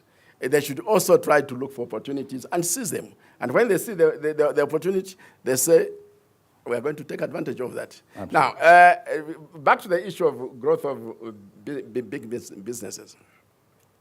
The World Bank, I don't know which, one of the Economist Intelligence Unit, they came up with a report around December. Their assessment was that the problem with most of the African businesses is that there are so many small-scale enterprises. True. And most of them do not grow into big enterprises. So we needed to create conditions where they can grow. And it's a question of also the businesses also creating the conditions where they can grow. And I always give the example of a Chinese company, SANY, Sunny. 34 years ago, it was a small metal fabricator. And when it has established its basic strategy was that we should invest 5% of gross revenue every year into innovation and research and development. And they were very disciplined, they did that. They use that money to go around the world to buy small enterprises as a source of transfer technology. Today, it's a multinational company operating in Africa and other parts of the world. That's the challenge that we give African entrepreneurs to say, come out and say, how can I contribute under the present conditions to the progress of my continent? Thank you. Thank you. But before I leave, let me indicate that the issue of reform of the global financial architecture came into the picture. The African Union now is a permanent member of the G20. Absolutely. And we are very much seized with the situation. We are dealing with it in the G20. And to ensure that we come up with the policy-based and policy-driven proposals in this issue and several others, we decided to create African Union-level knowledge partners. And the African Development Bank is one of our knowledge partners. So we'll be working together to ensure that we drive the process of reform of the global financial architecture from an African point of view. Thank you. Again, And may I now be excused because I have to go and close the meeting somewhere. Honorable Muchanga, just before you go, I just want to say a very big thank you for your points there. And you make a very, very valid point on the need for scaling up enterprises on the continent to bring together the best of talent, the best of technology, the best of money, whether that's through acquisitions, whether that's partnerships or the creation of conglomerates. That's really the future. And we want to say a very big thank you. Thank you for your time, and we wish you all the very best during the summit. Okay.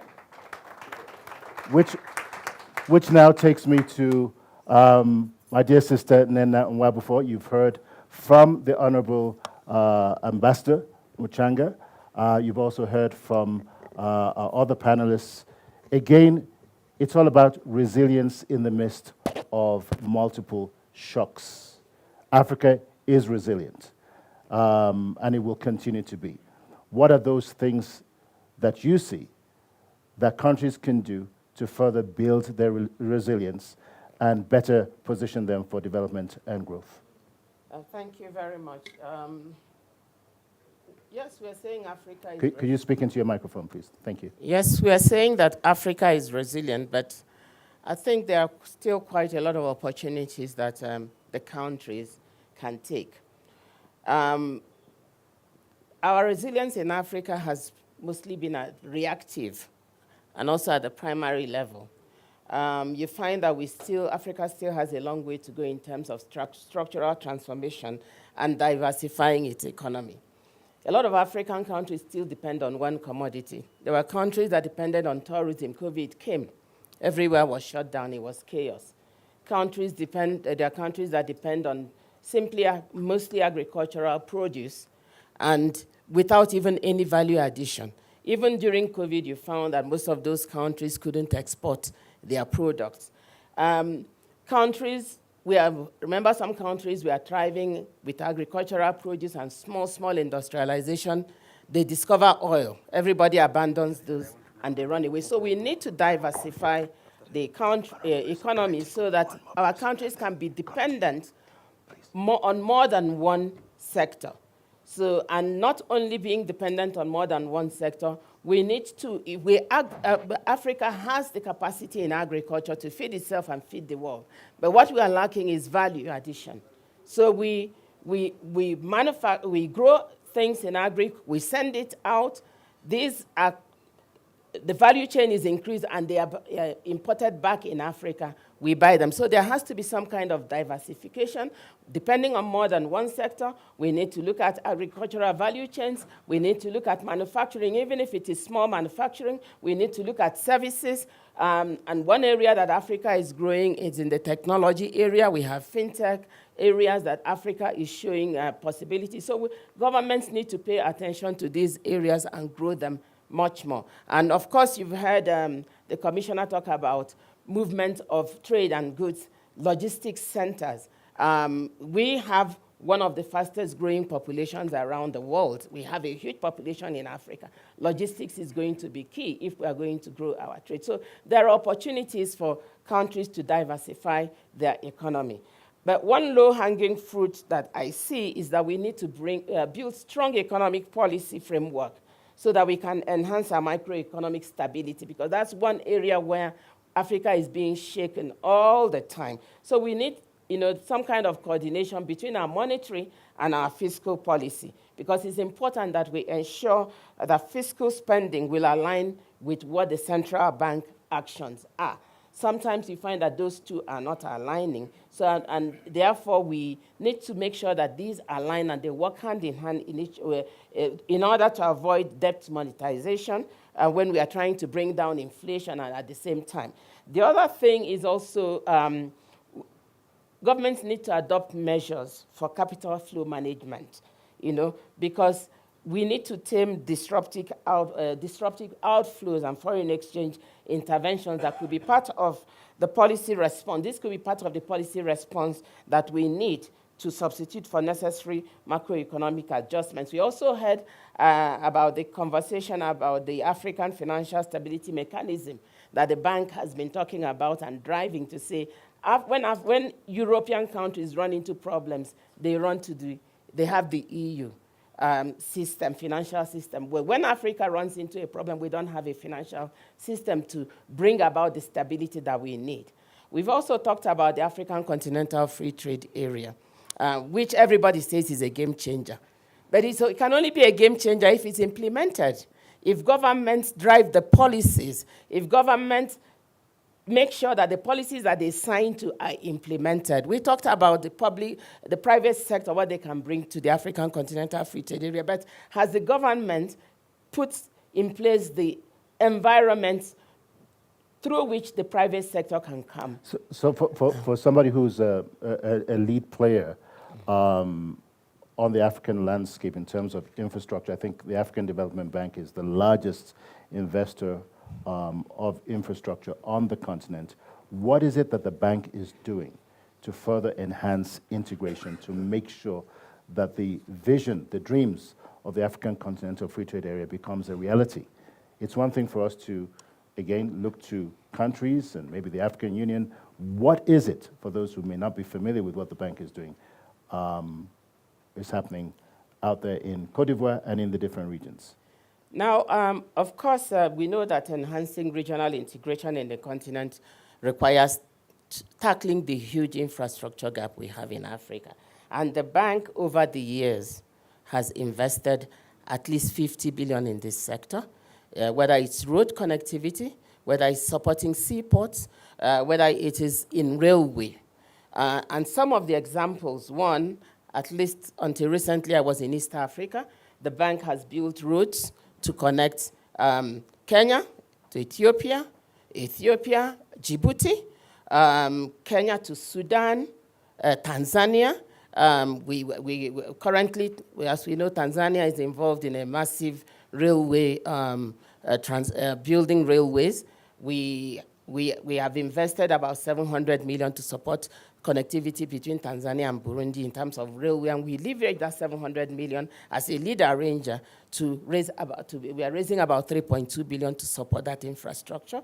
We have also built bridges that are connecting Senegal and Gambia is a very good example. We have the Kasungula Bridge that is connecting Botswana and Zambia. We have the Nakala Corridor that is linking Zambia, Malawi, and Mozambique. And so we have a very big track record in this area. Even the African Continental Free Trade Area, working with the African Union when it was being established, the bank invested $5 million to support the establishment of the African Continental Trade Area. This was in 2020. That's the headquarters in Ghana. In Ghana. Yeah. And in 2022, we provided an additional amount of equivalent of about 11 million to strengthen the functioning of the Secretariat, to make sure that it can work with other development partners to make sure that they realize the full potential. And in less than 1 minute, how optimistic are you that we can accelerate Africa's integration a whole lot further than we have right now, given the urgency of now? How optimistic are you? I'm very optimistic. Realistically. I'm because one, besides what we've done so far, the bank is supporting in building payment systems. We already succeeded in building payment systems across all the countries in East Africa. We are also supporting in terms of building internet connectivity.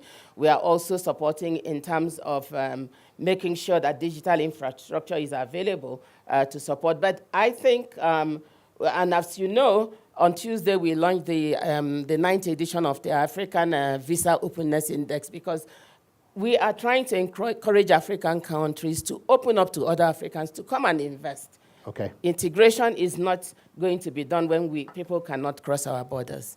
Thank you. Thank you very much. And I'm going to come to, before the Honorable Minister leaves, I'm going to come to Dr. Mutai Maruping, the chairperson of the Africa Risk Capacity Group Board.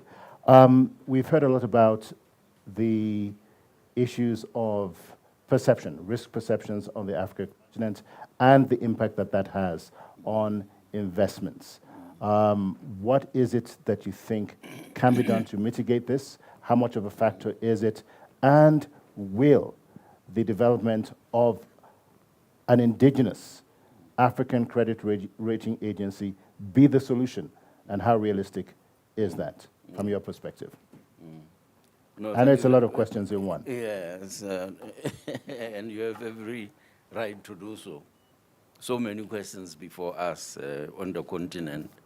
Thank you very much for having me. And if you could kindly raise your microphone just a little more. Thank you. And I want to really allow me to congratulate the team that put together the document, very comprehensive, given the circumstances. So, Professor Uruma and your team, we congratulate you. From the word go, I want to point out that it's a mathematical fluke when we see the growth rates or real growth rate. We must be careful that it's dependent also on the base. The least developed the country is when it makes some strides. The percentage is very high, very impressive. Unlike as the country grows, a given percentage is a given percentage of a large amount. So we have to be careful. So least developed countries really have to be in the double digit, preferably. And then those that are higher already, then we can be talking about 7, 8, and so on. Okay, right. 2, aggregates hide a lot. And, I'm sure, although we must aggregate sometimes, but the variance can be very, very, very wide. Among countries and within countries, distribution, so they can hide quite a lot. So as we read the report, we have to have this at the back of our minds. So I see that what I'm being called upon to address very briefly really is the question of whether the African economies are being accurately evaluated, and then also what can we do to enhance credit worthiness. If I repeat some of the things, but they are relevant to enhancing or to doing that, it's like a song, a refrain. When you go to chorus to make a point, the message is in the chorus. So some of the things Professor Oruma had mentioned. One of the first things to go for that accuracy in evaluation is accurate, is to strengthen the statistics function in our countries. We have to ensure that we have comprehensive data, that we are talking about scope here or adequacy. We have to have accurate data. We have to have punctual data. It has to be punctual, not stale, because that will be passé, that will be something that is far off, so that you can adopt a proper remedial action. So accuracy, timeliness, adequacy in scope are very important. So So that way we will get a very clear still picture as well as the motion picture. Then we know policy measures, how deep do we go? You know, it's like a doctor assessing you, and then the dosage, you know, what kind of medication, the dosage, how frequent, and so on. You need that data to do the same with the economy. So we have this sketchy data so far. Once upon a time, I was governor of the central bank, and I remember whenever the IMF and the World Bank came for Article 4 consultations, they would be going around and working with guesstimates, interpolations and extrapolations, maybe some even guesses, I guess. If they were friendly to you, they would give you a good report. If they had issues with you, they would give a negative one. So really, our countries have to join the ongoing data revolution. Now about enhancing credit thing. So our bottom line is that I don't see perceptions, I see misperceptions of the African risk. That's what is going on now. But let's make sure that Africa brings to fruition the African Union's call for or commitment to silencing the guns across the continent, really. It may be hard, but let's pursue it, really, very hard, because that is very important in enhancing credit worthiness. And let's go to the old staple. It may be an old song, but it is as valid as it was when it was composed, this song. And that is good governance, functional governance institutions are very efficient, they have to be functioning and working well. Rule of law, transparency, and accountability. They must be seen to be practiced. Okay. We have to combat illicit financial outflows.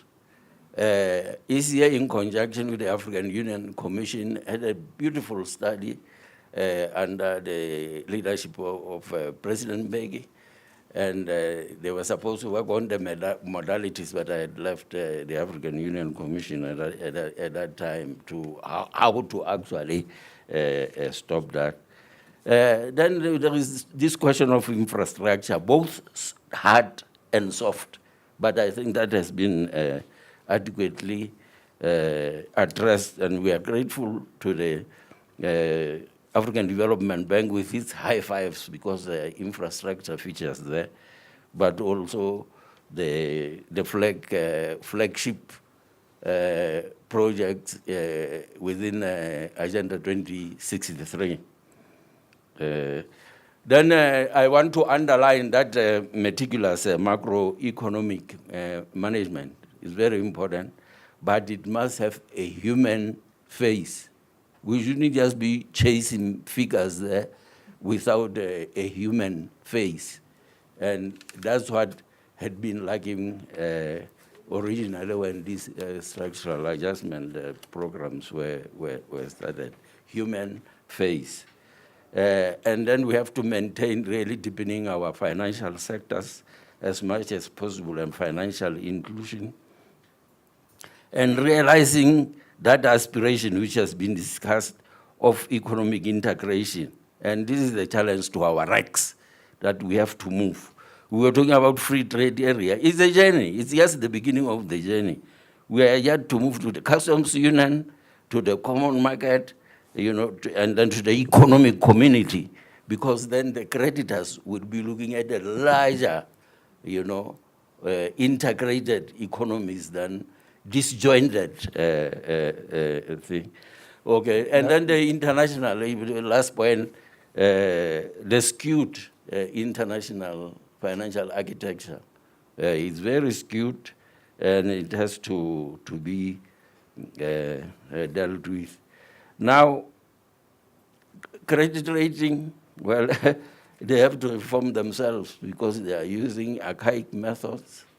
They are using superficial information. They don't engage with the institutions in the countries that are concerned. And they are often swayed by the narrative of the international media, which of course takes pleasure in bashing Africa. You know, you can't make it as a good journalist in international media houses unless you are a good Africa basher. So you have to,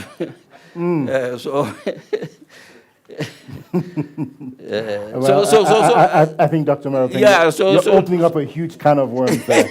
I know I'm being provocative, but unfortunately, there's much validity to what you said. I remember a number of years ago, I was looking at the BBC, the BBC's front page on its website, and there were about 7 stories on Africa, and there was not a single one of them that was positive.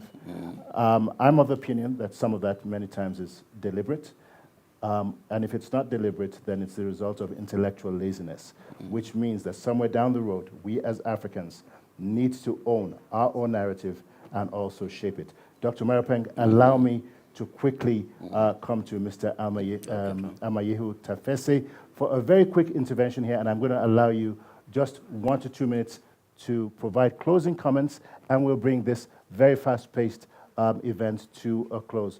So, Mr. Tafese, we've heard quite a bit about some of the challenges that we're facing, the shocks that we're facing, and one of those has been in the ag and food space. Spiraling food prices, which again have led to inflation. If there are 3 things that African countries can and must do on a continent with an abundance of land, an abundance of labor, water resources, and interconnected markets, what are those 3 critical things that we should be doing to move the agenda forward? And I ask this question very deliberately because for many Africans, the greatest proportion of their spending and their income goes to food, not accommodation, to food. And in many countries at the moment, it's even impossible to have 3, let's not even talk about 3 square meals a day. I think even just having one round meal a day is a challenge. In the paradox of plenty, what is it that we can and must do to change the picture? Thank you. Comments from you, and then we'll take closing comments and bring our event to a close this afternoon. Okay, thank you very much. And if you could speak directly into your microphone, maybe raise it a little higher. Yeah, there we go. Okay, can you hear me? Yes, we can. Thank you very much for the opportunity. So this is a very critical question. There are 2 ways of looking at it. The first is mitigation. The other is creating resilience.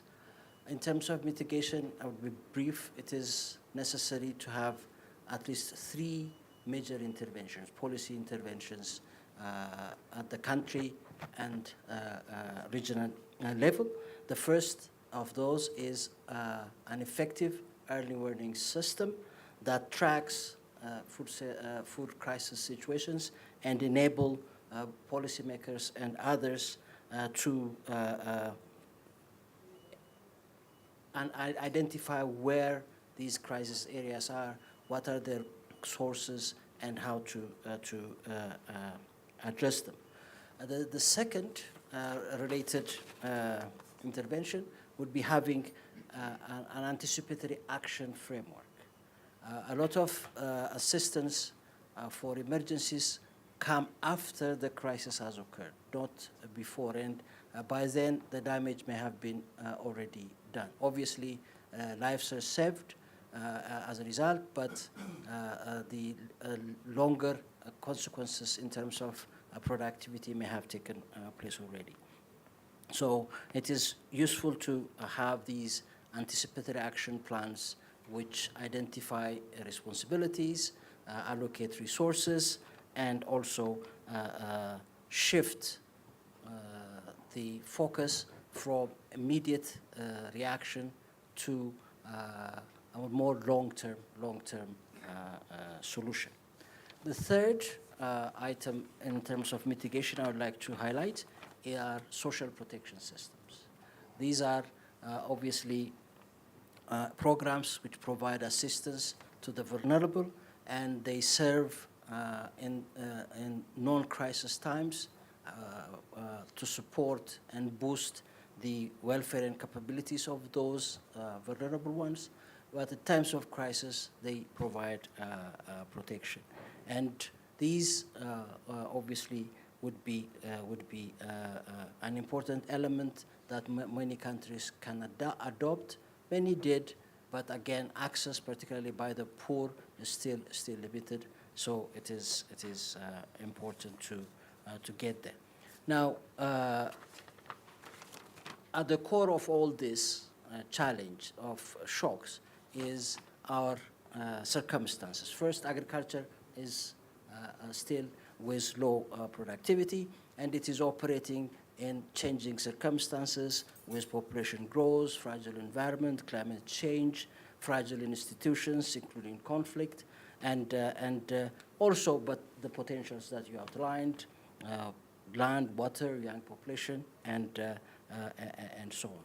This is a multidimensional problem, and more recent understanding of that has shifted the orientation to have a food system transformation perspective, where this systemic approach is adopted.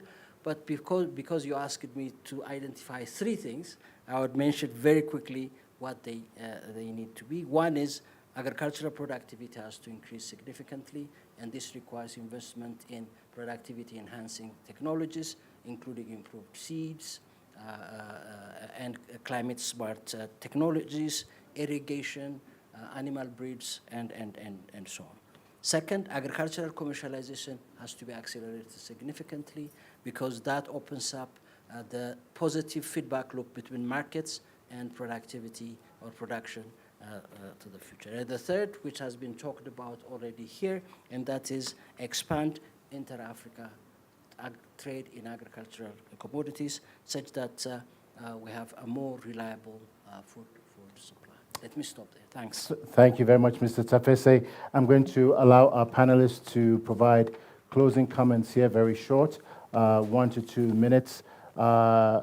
Give us your take, not just for what we've heard, but what you believe that we need to do moving forward. I'm going to start with the Honorable Minister from Gambia, His Excellency Mr. Sidi Keita, who is online, I trust is still online, to provide the first closing comments, and we'll start with our panelists and end with our Honorable Minister from Ethiopia. Again, kindly bear with us, Honorable Minister. I know you have to run. Well, let's do that. Honorable Minister from Gambia, Minister Keita, your closing comments.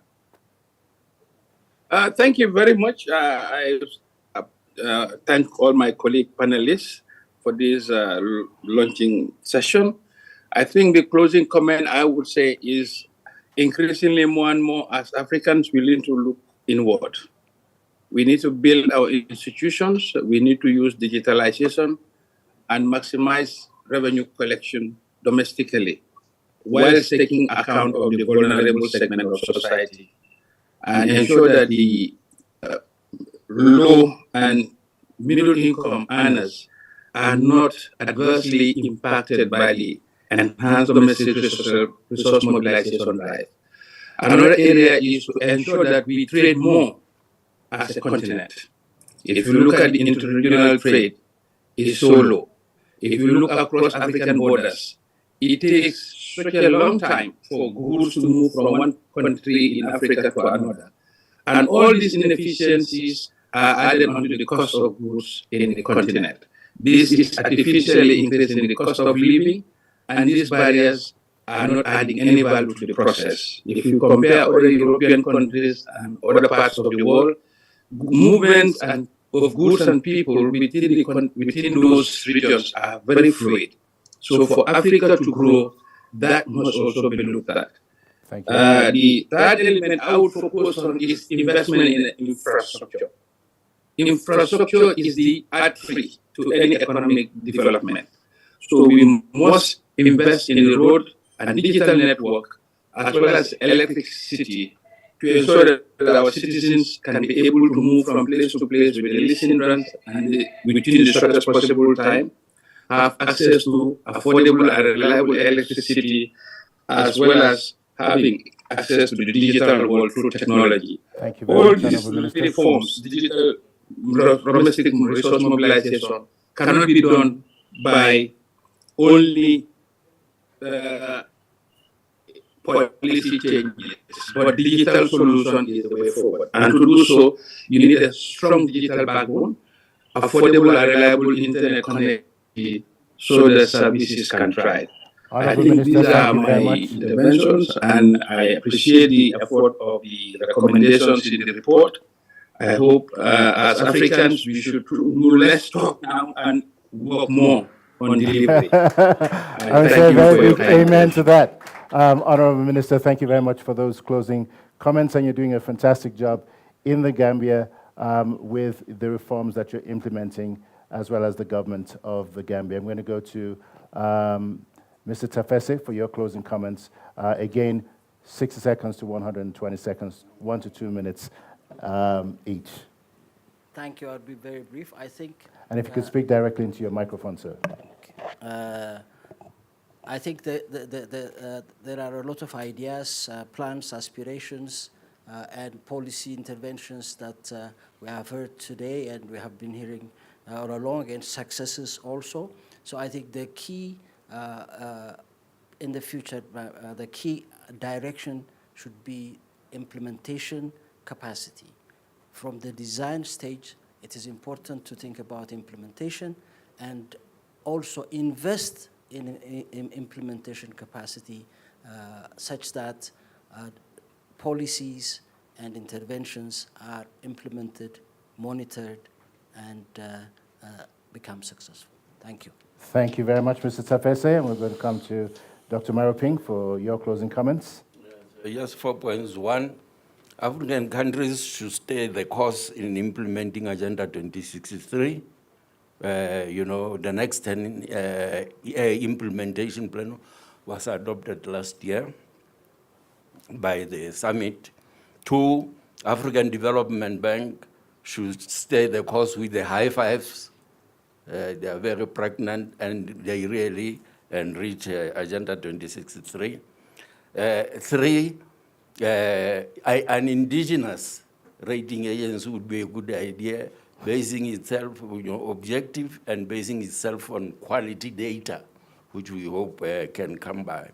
4, credit rating would go up, knowing, or raters knowing that as we do all these developmental efforts, in the background, I think as you were saying, there is capacity for early warning systems and capacity to deal with climate change caused disasters.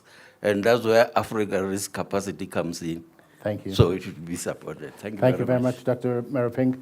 Mrs. Nena Nwabufo, your closing comments. Thank you. Two things quickly. I think when Professor Rama spoke, he spoke about debt productivity, because debt is not so bad, but it's what you do with debt. So I think countries should begin to focus on what productivity can they drive with the debt they contract, especially the external debt. The second thing I would like to talk about is this credit rating agency for Africa. The question is, if you have an African credit rating agency, are people going to, can you use that to leverage your borrowing in the international market? It may not be so.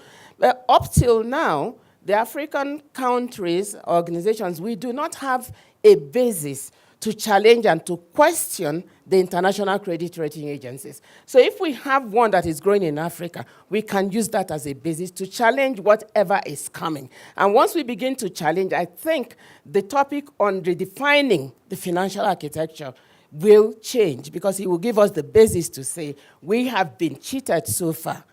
We have the basis to prove you wrong. We want a new financial architecture that will give Africa a more favorable platform. Thank you. Very excellent point there. And in addition to what the chief economist, Professor Rama, said earlier, factoring the value of Africa's natural and green wealth. We're going to leave the last closing comment, but certainly not the least, to our host minister today. Mr. Shide, please, your own closing comments. Thank you very much. I would like to reflect on a few points. First of all, Africa's development is a global public good, and the partnership is very important. But most importantly is the national ownership.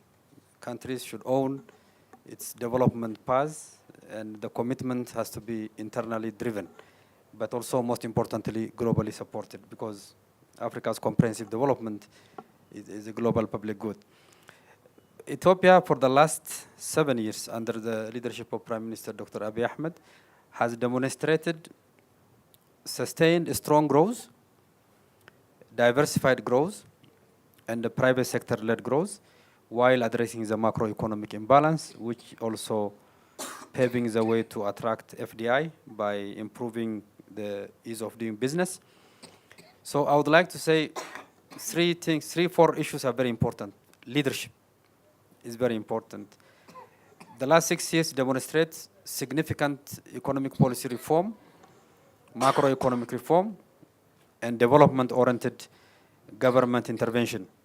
And this is a result of quality of intention and quality of attention by the whole leadership, championed and of course led by the Prime Minister. So leadership is very important. Second, the whole government approach. Ethiopia's macroeconomic reform, we have come from state-led growth to more towards private sector-led growth, and a lot of economic reform and opening up and liberalization required bold leadership and whole government approach.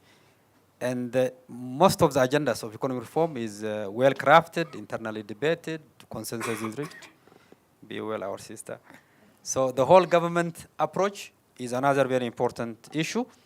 The third is massive public participation.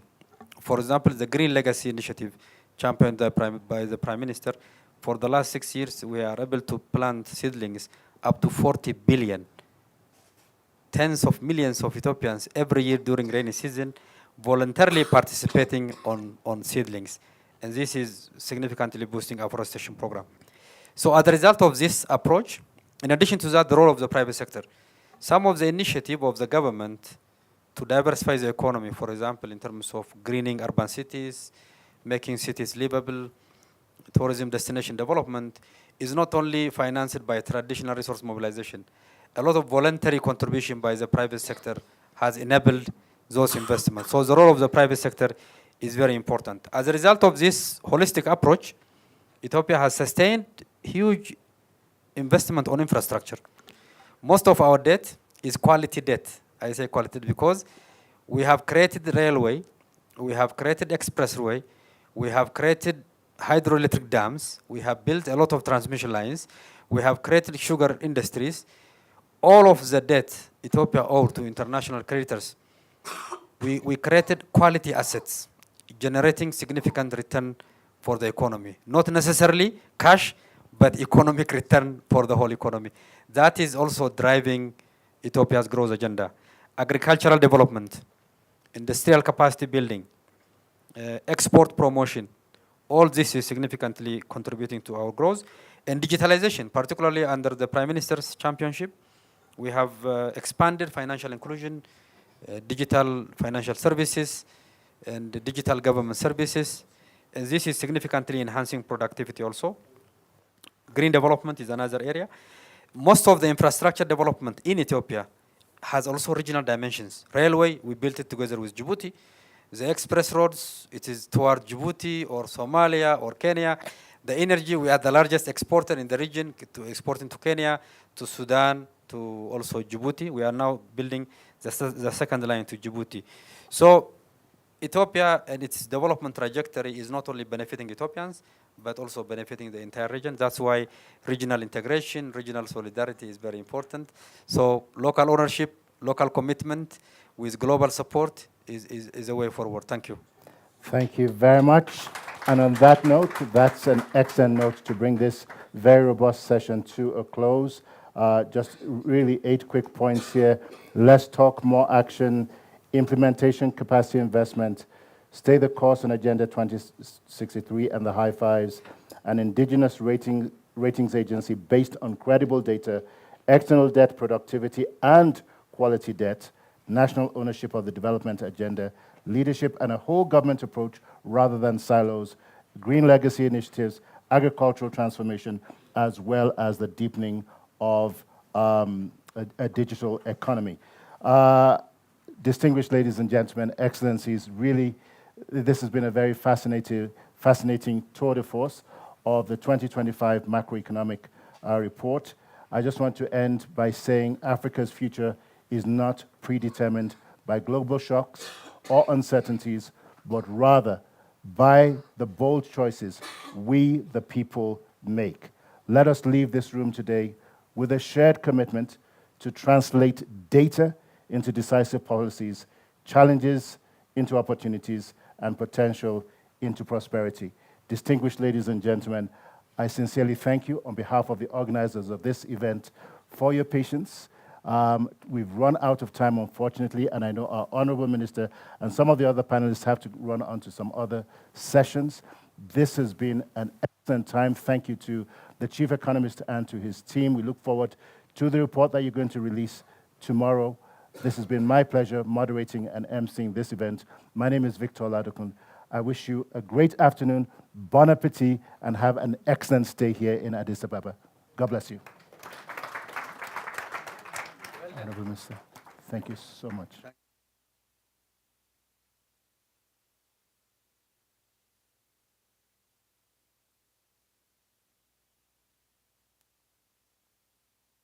A quick photograph. Lunch will be served immediately afterwards, so please stay behind. And where's VP Beth? Is she still in the room? If she is, she should join us on the platform. Okay.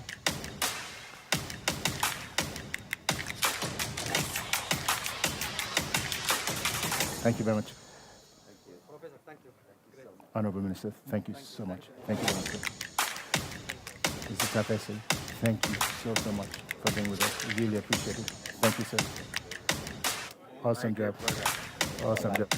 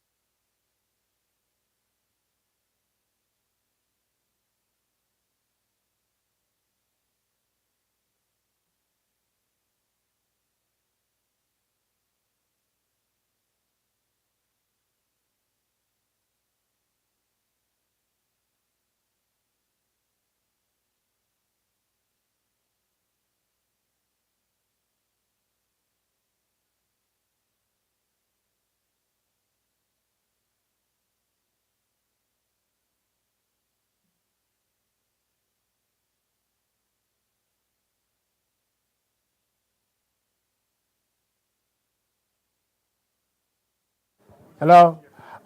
Lunch is being served downstairs. We talked about food here. It's only appropriate that we partake of the beautiful cuisine that's been provided. Bon appetit. Downstairs.